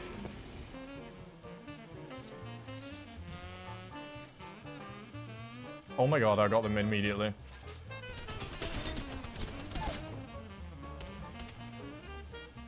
Hold on tight. It's time to Oof, Kenneth.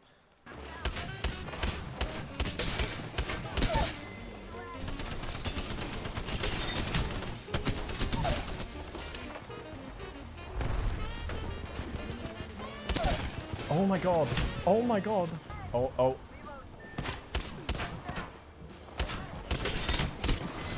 No! Kenneth!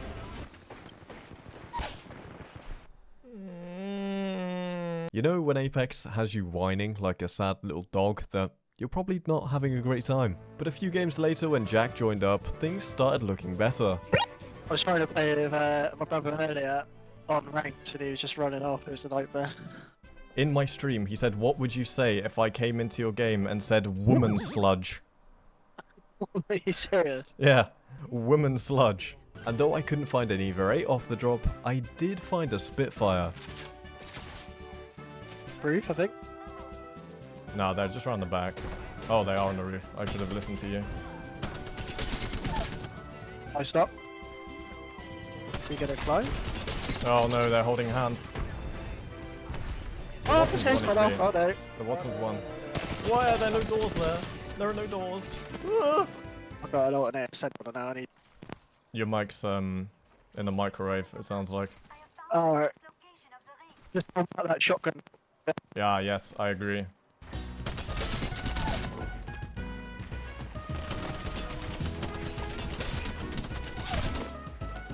Woo! Hey, come in. Did you do that? I'll fight this team. Oh, there's a Fast and Furious. He did the drive-by.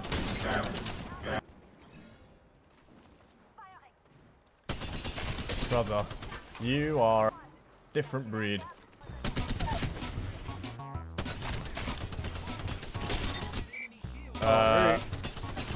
Yeah, I'm doing the business on these dudes. Creeper. Should I take 2 devos? What do you reckon? Depends. Are you degenerate? Oh my god, the loot bin reset. Gonna have my Eva in. It all makes sense. That's why we're here. It's definitely gonna be in one of these bins. There it is! He's cracked right here. Nah. I think his matey boy might be close. Oh, okay, he's on me. I think we're gonna have not a great time coming into this Rampart team. I got a thermite. Read it. Mate, that is the worst thermite I've ever seen. Is that team even still in the other building? I'm not sure they are, you know. It's fine, just take it. It's energized. No. So the good news is we're in. The bad news is it's not looking good, brev. Okay, the bloodhound's under us. We're gonna run down. Just follow me. All right. All right, ready.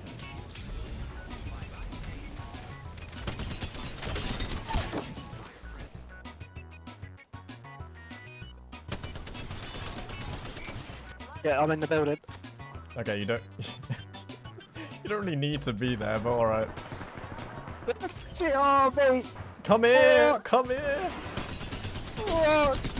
I knocked one on the roof. There's some boxes in there. Come with me, go on the roof, go on the roof!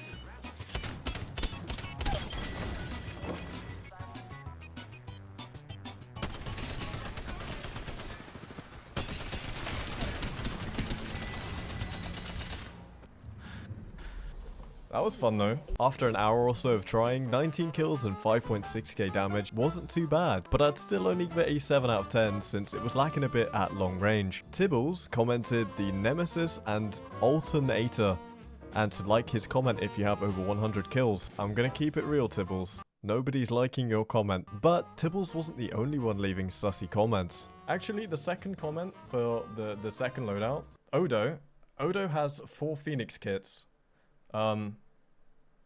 I don't know, I just thought that was kind of funny. And just like last time, things weren't starting off too well in the search for our loadout.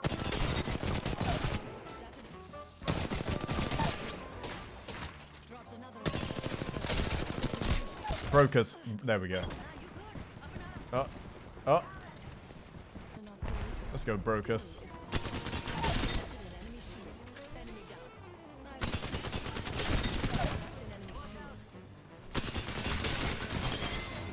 Alright.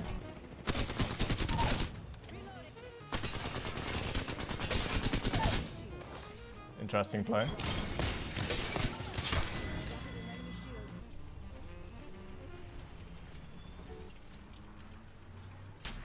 Oh, what happened to my face cam? I think I have a box around my face. I think that's just aimbot. You're just gonna have to deal with that for now. In this public lobby. 2 more Phoenix kits. Oh my god, Odo's not gonna believe this.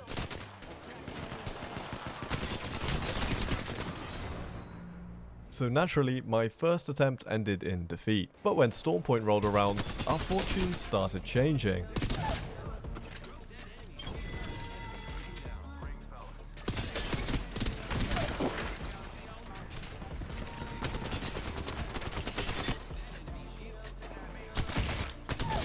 Oh, of course he hits that.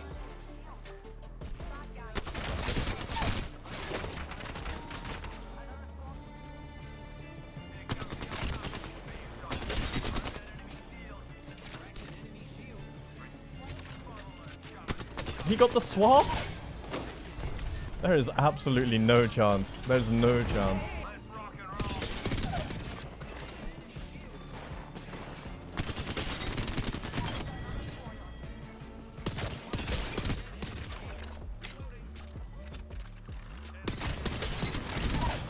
Fuse, did you not just see what happened to your seal?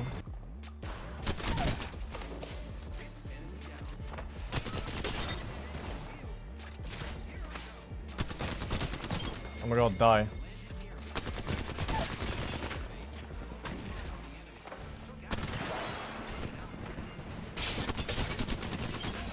Why are you running past that guy for me?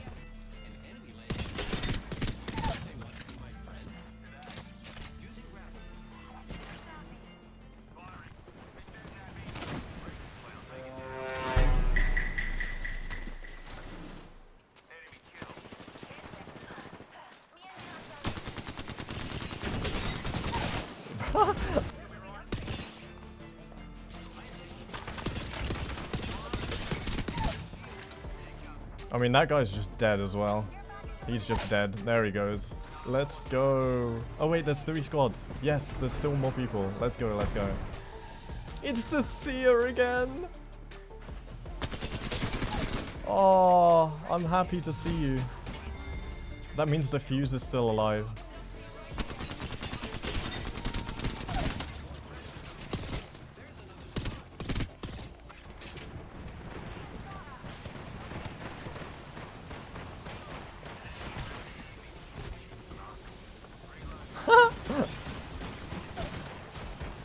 No! No! No! Oh no! This is the best outcome. Honestly, this is the best outcome. I'm pleased with this. This is excellent news. Despite coming second again, I actually really enjoyed this loadout and I'm giving it a high 8.2 out of 10. Elliot commented for me to try the RE45 and Akimbo Mozams, and after over 2 hours of pain, Jack once again came to my rescue. Chat, this is Jack right now.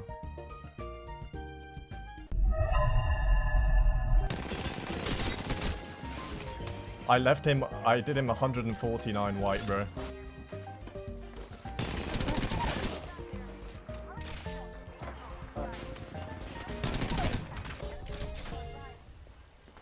Hello there. Oh, it's midday. Guys, 5 seconds.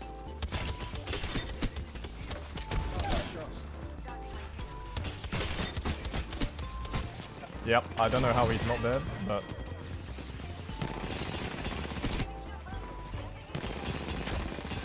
Nearly cracked the other guy. How's Loba going?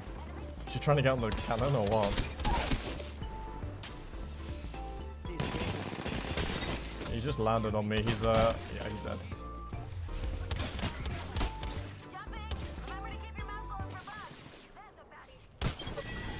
It's not looking good, Brev. It's not looking good, Brev. Under me, Brev. How are they walking up for free, Brev? Why is our team not shooting him, Brev? He's dead, Brev. Tyler Ninja Blevins. Oh, I just run into a Devo. Doesn't matter. Well, I didn't even get to play, man. Jesus Christ, you guys are good. GG, I love you. My glorious king. You are the glorious king here. Honestly, wouldn't wish this loadout on my worst enemy. 3 out of 10. Oh, you're still here? Well, I guess if you watch this far, then you better comment, Daddy, Jimmy just peed in the toaster again. And if anyone actually does that, I will pin it as the top comment.